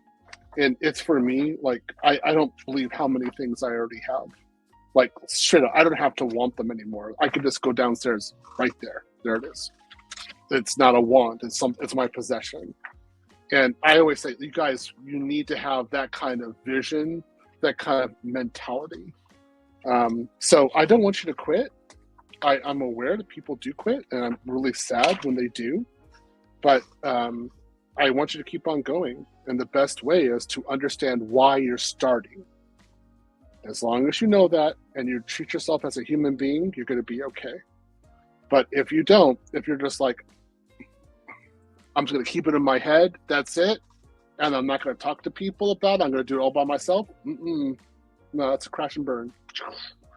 Not going to happen. Right. Yeah. Right, absolutely. So, yeah, you need to be with other people. That's the way this works. Don't try to do this alone, gentlemen. Don't do it alone. No, don't do it all. That you need to be with other people. But if you do it, you'll be fine. All of my students I've always put them in groups. That's just the way it is. All right, guys. I know it's late, guys. I know it's after 1 o'clock where many of you are out east. Appreciate you guys being here with Theo. We appreciate Theo being here once again. Thank you very much for all the information, all the knowledge, all the insights, the support that you give with the channel and the brand. Every time we see you on somebody's live stream, you always have great information to share. Sometimes I don't know how you keep so much energy going in all the things that you do, but we appreciate you more than you realize, Theo, man. You are one of those people, man. You rare, bruh. You are rare dude on this planet because you do so much for so many. I like. Again, thank you for what you're saying. I like that you're actually on every night because you give me a little bit of hope. You are married. You are abroad. You have what I had, right? Right. And instead of it just being a memory and something that I can rationalize out, you have it right there in front of me, and it's on my computer. Right. And I have to deal with it, right? Like, he has what you want, Theo. Like, you had it before. So, do you want to just lose your life here in Austin, or are you going to get your butt to the airport, send your equipment on the boat? There you go. And actually do it. And I have to remember that. So when you come out and you start talking, even when you get angry with people, you're like, yeah, I'm like, yeah, you're probably talking to me. Like, I understand. Like, I just be talking in general. No, but I'm like, yeah, that's really for me. I get it. I know it's for other people too, but they're feeling it. I'm feeling it. Or like, yeah, we're yelling at people. Like, yeah, okay, yeah. So we kind of need that, But I think the manosphere in itself, look at the Black manosphere, needs to see a happily married Black man abroad who is living under his own power and happy. Notice how you always smile, except on a boat. You're always happy, right? Like your smile is really good. I don't really smile. Like I saw my photos from Japan. I got these huge smiles. You have it. You've got like these big smiles. I have like a partial smile. Listen, it goes away quickly. You're like, yeah, I got something to live for. I'm like, yeah. That's it. That's it. No longer in the Matrix. Yeah. So I want you to keep on broadcasting. So you get Cali, Columbia. Be happy. Conclave, 2027. So we have to do that Afro thing first in August, and then go to the Conclave. True. Absolutely correct. I know exactly what you're talking about. All right, Theo, make sure you get you some sleep, man. I don't have to let you go off the screen. Make sure you get you some rest, relaxation. I will. All Thanks, right. man. I'll talk to you later. You. Talk to you later. Yes, sir. All right, gentlemen, we're about to head up out of here. I'm not going to keep you guys long. I'm going to just go do one outro video with one of the cowgirls. But, man, this has been encouraging. I hope you guys picked up a lot. And I purposely did this live stream thinking about us. Not just me, not just Theo, but thinking about us who are students or future students in cloud engineering. And like I said, sometimes we can focus so much on the classwork segment of it or the business segment of it that we forget just to feel encouraged about what we're doing, even when we feel nervous. Shout out to Ronin Travels being here. That means that it's afternoon where you are. Shout out to you, or on its way to be afternoon. So shout out to where you are out there. And shout out to my man I am FF in the building. Shout out to you being here. And let's get this outro video going. You guys have a great day. I'll be seeing you guys mañana, tomorrow evening, with another live stream. Let me get this outro video going. Let's see. Let me scroll here. And I hope those links to those websites to do projects helped you guys out quite a bit. So let's go right here. Let's just keep it simple.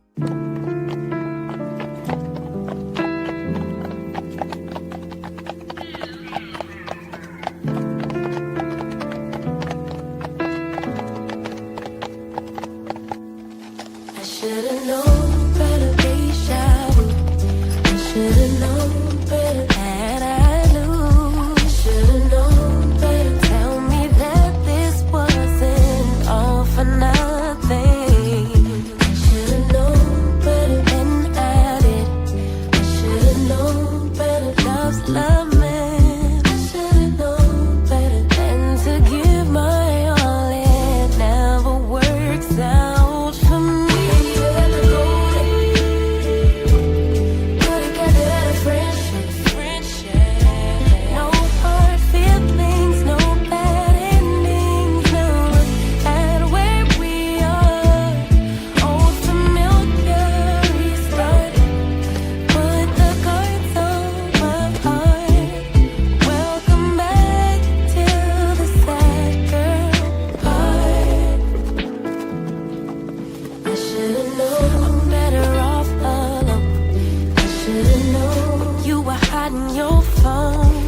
should've known that time would show me your true colors. I feel I would play the fool. I should've known you would break off